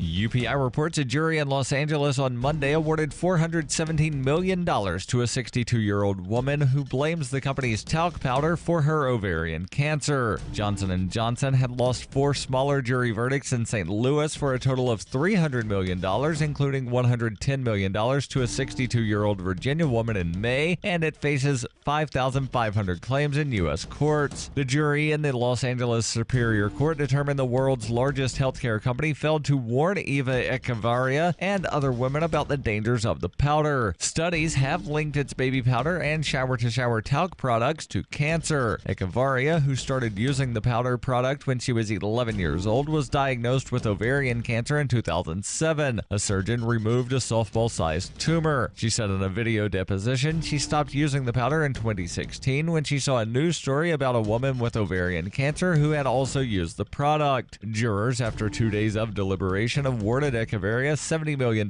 in compensatory damages and $347 million in punitive damages. Spokeswoman Carol Goodrich said, "The company is appealing the verdict as well as the 4 previous ones. We are guided by science, which supports the safety of Johnson's baby powder," adding, "We are preparing for additional trials in the U.S. and we will continue to defend the safety of Johnson's baby powder." In June, the company was successful in halting a trial in St. Louis after the U.S. Supreme Court made it more difficult for out-of-state plaintiffs to join lawsuits in state courts that support their claims. Mark Robinson, a lawyer for Eva Echevarria, said Johnson & Johnson needs to start warning women immediately about the risk of its baby powder. Robinson said Johnson & Johnson needs to see they not only have verdicts against them in St. Louis, they now have them in Los Angeles. There's a problem all over the country with women using talcum powder on a daily basis for 10, 20, 30, 40 years. The company's lawyers argued that various scientific studies as well as federal agencies, including the U.S. Food and Drug Administration, did not determine that talc products are carcinogenic. Talcum powder is made from talc, a mineral mainly containing magnesium, silicon, and oxygen. As a powder, it absorbs moisture well and helps cut down on friction. Talcum powder was used in the 19th century to soothe skin irritation from medicated plasters, and according to the company website, Johnson's baby powder debuted in 1893. At one time, the product was advertised with the jingle, "A sprinkle a day helps keep the odor away." Monday's verdict is the 3rd largest jury award in the United States in 2017, according to data compiled by Bloomberg. ZeniMax Media Incorporated was awarded $500 million for its claim that Oculus, the virtual reality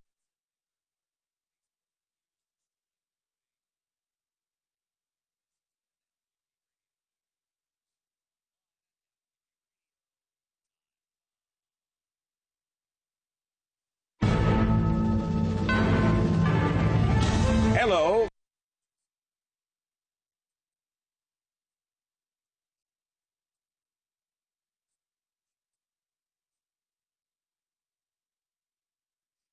The live edition of Off the Air Live is next after the news here on the Liberty Radio Network, LRN.FM.